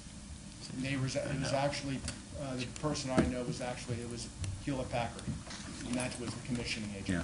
So it's not exactly the insurance policy that you're talking about in regards to, this agent is not an independent agent that reports to Stan. Stan has no privity with this agent. This is an agent that reports to Egress. But I know them so very well, and when we exchange emails, it goes to Ours Engineering and myself, or the emails. So that's how it was. Okay. This will keep us, this will also keep us on track and on time, correct? Absolutely, Okay. because they're driving it. So if they're overseeing it, so just say, we're paying them to oversee it, and then there is an issue with the wiring or something goes on there, are they held accountable or you know what I mean? Engineers are ever held accountable. So, I mean, we're paying them to oversee something that another engineer is doing, and we're still on the hook for it. Thank you. It's a good question. And here's the begging of the question. It's like you go to a car and you have the warranty and it works. What I'm saying is these people are going to confirm that the electricians do the job. They've already questioned the design of the inrush of the current through the transformers. That is correct as well. So yes, they will ensure that it gets done as designed. That is correct. You're absolutely right, Matt. You're absolutely right. Absolutely right. Anybody else? Mr. Bennell. So if there is a problem down the road, we can go back after them? Everyone. Yeah, you can go back after everybody involved. No, I just, I don't want it to be another parking deck issue where everybody's pointing fingers at everybody else, and then we end up in a long lawsuit. If we're going to invest in this, well, I have to bring it up because that's what happened with the parking deck. Everybody's pointing fingers, and next thing you know, we're in the courts. So my question is, if we approve this contract, and God forbid something goes wrong, this is going to be the first stop. Because this is what this is what they're being hired for. Well, them, Aris, and Wingate are the first 3 stops. Well, no, this would be the first stop because they're the one. These people are saying that work was correct. What happens is you go after the electricians first, then it's design engineering, and they're all 3 integral. They're all 3 integrated into each other. Yeah. You sue them all. I understand you sue them all, but if we're giving them a specific contract that says they're going to sign off on everything, this is the first stop. They'll be there. They'll be in front of the line. And I like Wingate, but Wingate's going to say, well, Aris looked at it and said it was fine. Well, that's the parking lot. Yeah. Well, they said, he said, she said, this wasn't in the contract. Well, I didn't write the contract. This person wrote the contract. You're right, and I'm not discounting that fact. I wasn't here, but these people, it's just a little, and for me, when you mention the assurance that it's going to be done correctly, when you bring people in like this, then I have that higher degree of that yes, it will get done correctly. Wow. That's how I feel about having a commission agent. I would never in a data center not bring a commission agent. I think the question is not do you need a commissioning agent. I really believe you do need a commissioning agent. I think the question in my mind is should that privity, the responsibility be to you or should it be to Egress? That's, in my mind, the only thing that I'm not questioning the fact that we're paying this money for the commissioning agent. That's what I'm thinking about now is should the relationship be to you or to Egress? Well, there's also one more step moving forward that if Egress Engineering isn't on site, these people are on site, and heaven forbid they see the gentleman from Wingate instead of bonding something correctly, these people have the ability to stop the job and make sure it's done correctly. They have that responsibility as well, which is good. The fact that it's under budget and your recommendation, I'll support it. I'm going to support it too. But Because if you feel comfortable. I'm not sure with I feel it, real, but, I've used All it right. so many times. Then we will move it forward to tomorrow night with recommendation for approval. Okay. All right, the next one goes back to Louise Moore. Yes. This is the contract for the actual construction. We have the GC, the electrical, the HVAC, and the plumbing. Well, I think we've already, no. Right? We'll just move on without. This is going to be in the same thing as the other one. Yeah, this is in the same situation as the other one. All right. The architectural engineering services as needed for, oh my goodness. What we did was to shorten the time length of going out for, this is working with procurement, Kathy Anderson and Terry Vitalman. What we did is we've discussed, we went out and solicited RFPs from, there was 28 firms who inquired. There was about 70 who looked at the documents about working with us. What this does is shorten the time frame for the RFPs. For example, if we start today, by the time you go through the process, it's 3 to 4 months till you get somebody on board, and then hopefully they start. So these are qualified people with approximately 45 disciplines. What's that? Sorry. Okay. Like say for, one guy is a fire discipline, one guy is electric, one guy is plumbing, one guy is Bridges, structural. Right, gotcha, structural. And that's, so what we did, and now to fulfill our obligation in the code also, what would used to happen is when they had, Boren Lawson, they would just call Boren Lawson for anything. Even if they didn't do what they did, they would just call them, and then they would go out and hire. What we have the abilities now is we see that there's a need, a discipline. We can talk to 3-4 people and get their pricing.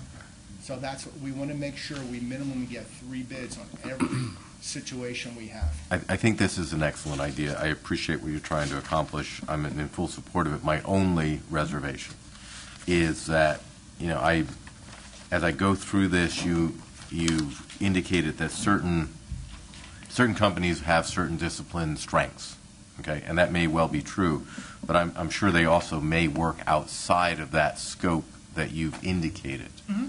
So I hope that moving forward, we don't eliminate the opportunity for some of those other qualified firms to bid if they indeed would come in lower and still provide the same quality to us. Understood. That's my only concern. Understood. And Okay. that point well taken, that will be, for example, there is one C-17-141 Carroll engineer, very good, Bucks County, Montgomery County, does a lot of high visibility, and they've never done business here, and we're looking forward to having a conversation, see what they can do, but you're absolutely right. Okay. Mr. Dietz, you have So something? when we have a project, would it still go out to bid as it normally will, or only just go to these? What we'll do is we will go and ask these engineers, give us a price, give us your thoughts, give us a statement of work, what you think we should be doing. And then we will then, out of that group of 3, 4, 5 people. Are we paying them for that? No, we're not Okay. paying them. The only time we're going to pay them is if we select them. And now, so it won't be open to competition for anyone outside of that list then? Well, we did this, we already went out for bids, and we got a few no bids. Right. And I don't know why, but. Now, do we leave ourselves open at all? The fact that Yeah, that was my question. we're only going to be open, offering the bids to these and not open to the. That's the way it's always been done, and other counties do the same thing. Per Kathy Anderson and working with, and Terry as well, they said this is well within our scope. They've been asking us to do this to shorten up the time frame. Because you get to cut 6 months off. What we're doing is we're creating a list of pre-approved providers. That is correct. That is within the scope of our ability. Yes, and that's what Okay, we are doing. Now, if another firm comes to the table and says, well, we have that same skill set, and they ask and they request, then we would have to consider them to be requested on that list.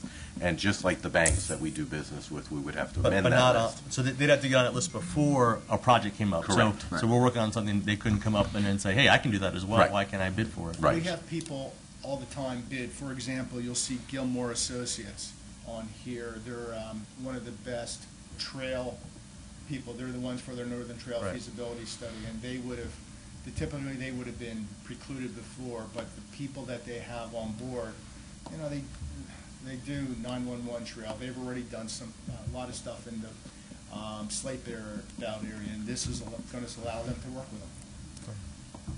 Okay, I like this. I'm sorry. No, it's okay. I'm sorry. Mr. Bennell raised his hand first. That's all right. Based on our earlier discussions, I'd like to Partial take this side of the table. USA Architects off that list. I'm just saying, you know, I like this idea, but after what we just saw, I don't think that they should be on this list. Well, they might correct Yeah, them. let's see what they come back with. Well, I'm just throwing it out there. Okay, well, I don't want to, you know, I'd rather be proactive than reactive. Understood. And then my other concern is prior administrations have always done those $24,000, $900 No, contracts. We've already told people that we want your bid, and no, that doesn't happen. Okay, because I just worry that this list could be perverted down the road. Oh, yeah. No, I hear you. I agree. Yeah, point well taken. But I mean, like I said, I've seen enough contracts that are just under that $25,000 mark that didn't have to come before anybody. As long as we understand it, all these people know that it has to be competitively bid. Okay. Wow, I thought you were standing up and you're like, no, I'm going next, Stand damn up it. That's a speaking. 30-day, Did you had a comment? Yeah, just the only thing, I like this idea, Stan. My question is, what happens if in a disciplined, we only get one respondent? Because my concern would be we get back into the Borson Larson thing where we give everything to Borson Larson. You know, this only works in my mind if you have multiple, a pool with multiple people in each discipline. And we do have a spreadsheet that denotes what people's strengths and weaknesses are and what they wanted to bid on. Yeah. For example, Ruther Bowen does a lot of site work, does a lot of MDS. They do a lot of stuff, so we're going to be able to pit them against Gilmore along with Highland. And, you know, so there's a few people along with Bennett as well. So we're going to be able to do that. And I think, just so I understand what Mr. Geisinger said about people being able to go into some of their, not their core discipline, but minor discipline. So when this is opened up, let's just say you have a civil engineering firm, so they're especially civil engineering, but they may also do pavement. So that at that point, paving, at that point, right, they could apply in both disciplines, in the disciplines that they want to be considered in. Yeah. Right. That's where I was going. Yes. Anybody have anything else on this? One real quick. Is there any fear then that they would all know that there's only these competitors on there and, I don't say collude, but know what each other's price is going to be and drive it up, not knowing that it's completely open to the public? You know what I mean? So out of this list here, there's whatever project we want to work on, a plumbing project or something, and there's actually only 4 out of this list that are scoped for that. Thought I was paranoid. No, that's a good point. We've talked about that, but knowing a majority of these people already, and you have to understand also that a lot of times they leave one firm, go to another because it's such a tight community that it's probable, but I don't think it would happen. I really don't. I know for a fact on some bridges they don't talk because they need the work right now. Right. A lot of these consultants truly need the work. Some of them were working 4-day work weeks. Yeah, some of them keep bog turtles in their truck. All right. So we'll move this forward. Recommendation for approval. Okay. Very good. Thank All you. right. Very good. And the last item under Section 6. So you're actually done. Wait. We appreciate that. Give us a few minutes. You have nothing to do with the Kennedy Law Firm. She's got to get up here. Would you like an assist? You all right? Need a caffeine Our injection controller here. has aged in the time Good evening. between the audit reports. Solicitor Ryan Durkin was unable to be here. Usually he presents this. This is the Kennedy Law Firm contract. This is the contract that we use this firm to get our outstanding accounts receivables up at Graysdale. So you folks are familiar with this. Any questions? I guess my only question is, in 2016, what was the collection rate of Kennedy Law Firm? Well, let's see. I can tell you that in general, we have recovered over $2.1 million, and that's been a cumulative effect over the last 4 or 5 years. Let's see, in 2016, we recovered $374,000. On a $200,000 contract? Mm-hmm. Okay, Yep. so we're getting roughly almost 2 to 1. Well, no, we're actually getting, we're actually doing a little better. The percentage is about 25% on what their total legal fees are compared to what we are collecting. It's about 25% that their legal fees are of what we collect. So it's not necessarily 200,000? Correct, it's less. Okay, so it's up to $200,000. Correct. That's the cap of the bid. Correct. All right. It has been slowly going And that's down. really, I mean, we're getting to the point now, because of the work that the administration and this committee and this council have done over the last few years to bring this under control, the ROI from year one to now it's going to continue to diminish. And that's all I'm looking for, at the point where we get to the point where there's a diminishing return, that it doesn't make sense anymore to engage them. But as long as we have people coming in who remain derelict, there's going to be a value there. Correct. And what that value is. And their costs will go down as we have less outstanding? Right, Absolutely, Okay. because it's billable hours, Okay. exactly, yes. Okay. That's right. Mr. Warner, did you have a comment as a liaison? I wanted to talk about the billable hours, but I don't have to now. Okay. All right. Anybody have anything else? I fully support this. They've done a good job for us, so we'll move it forward. Recommendation to approve. Way to go. By the way, can you go? No, I'm teasing. I'm teasing. Can did anything pertain to that meeting this morning that you need to do on this, with this? No, Okay. no. Never mind. Not at all. Okay. That was code. We are, believe it or not, Mr. Barron, we are on item 7. You're doing well, Steve. You didn't even walk up as slow as Alice. You don't even have a cushion. My gray hair, Don't talk about gray hair. I attribute beard to has stofa gotten and longer. angle, and since I'm off the blood pressure medicine, none of my ailments are caused by John Brown anymore. Sorry. All right. He injects you? I have 3 relatively simple reports. The first one in the open space initiative, the only open issue we had was the project selections checklist. When we did our work, you will remember that we talked about the checklist sort of undervaluing environmentally sensitive land. It seemed like it was just a systematic thing. That criteria has been looked at. There is still an objective measure, but it allows that environmentally sensitive land to be more competitive within the system. And the County Conservation District, the Planning Commission, and all appropriate organizations have signed off on that because it's still an objective measure. Any questions about any of that? No. Mr. Warner? I just have one, and I'm sure you guys, maybe I'm missing it. What's a ranking checklist? It just it gives sort of a. I wish Brian would probably be able to, but it gives like a quantitative or a way to evaluate a property or something that's not quite quantifiable. Oh, is that what it is? Okay, Yeah. never mind. I know what that is. I'm Yeah. with it. Just some. It just it gives, if it has, the property has a certain Yeah. soil saturation, it gets a certain score. Okay. I didn't. Thank you, Mr. Cusick. All right. The second one, prison financial responsibility program audit. You'll remember one of the things in that audit we talked about is this non-payment of room and board over long periods of time, that balance accumulating, people coming into prison actually owing money when they get back here from room and board are frequent flyers, repeat offenders.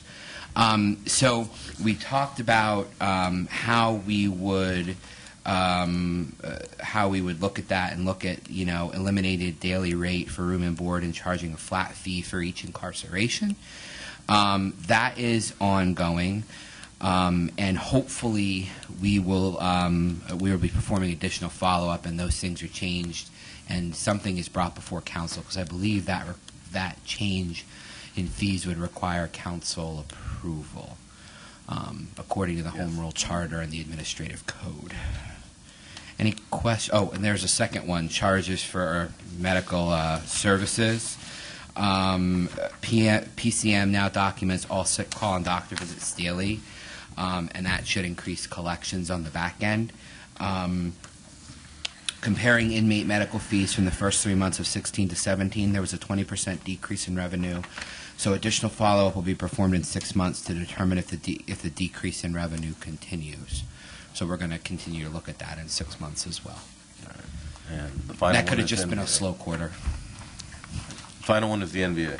NVA. So the only outstanding issue with the NVA contract, now this, just to draw a distinction, is not our 6-month review of NVA, which looks for people who are still getting vision benefits that are no longer employed. This, it was actually a review of the contract and the services we get. And the contractual renewals, and there was an administrative code violation because we just kept renewing this contract and working with NVA, and there was no contract in place, if you remember, which was a violation of Article 13, one of the 1313, which is not something in contention with sole source providers and all that other stuff. They just didn't have a contract. What Ms. Trapp did on effective 1/1/17, she procured a renewal through the Lehigh Valley Business Coalition on healthcare with the assistance of procurement. That is sort of like a collective that I guess they're going to go through now to procure some of these services. So that being the case, corrective action has been taken and no further follow-up is planned on that matter. We'll consider it closed. Any questions? Seeing none. And my apologies for tomorrow night. I will not be here. I have other family stuff I have to attend to. That's all right, and Thank you. We appreciate your patience and working with us, and we also, I will say, Mr. Barron, I appreciate the efforts that you put forth with the external audit team.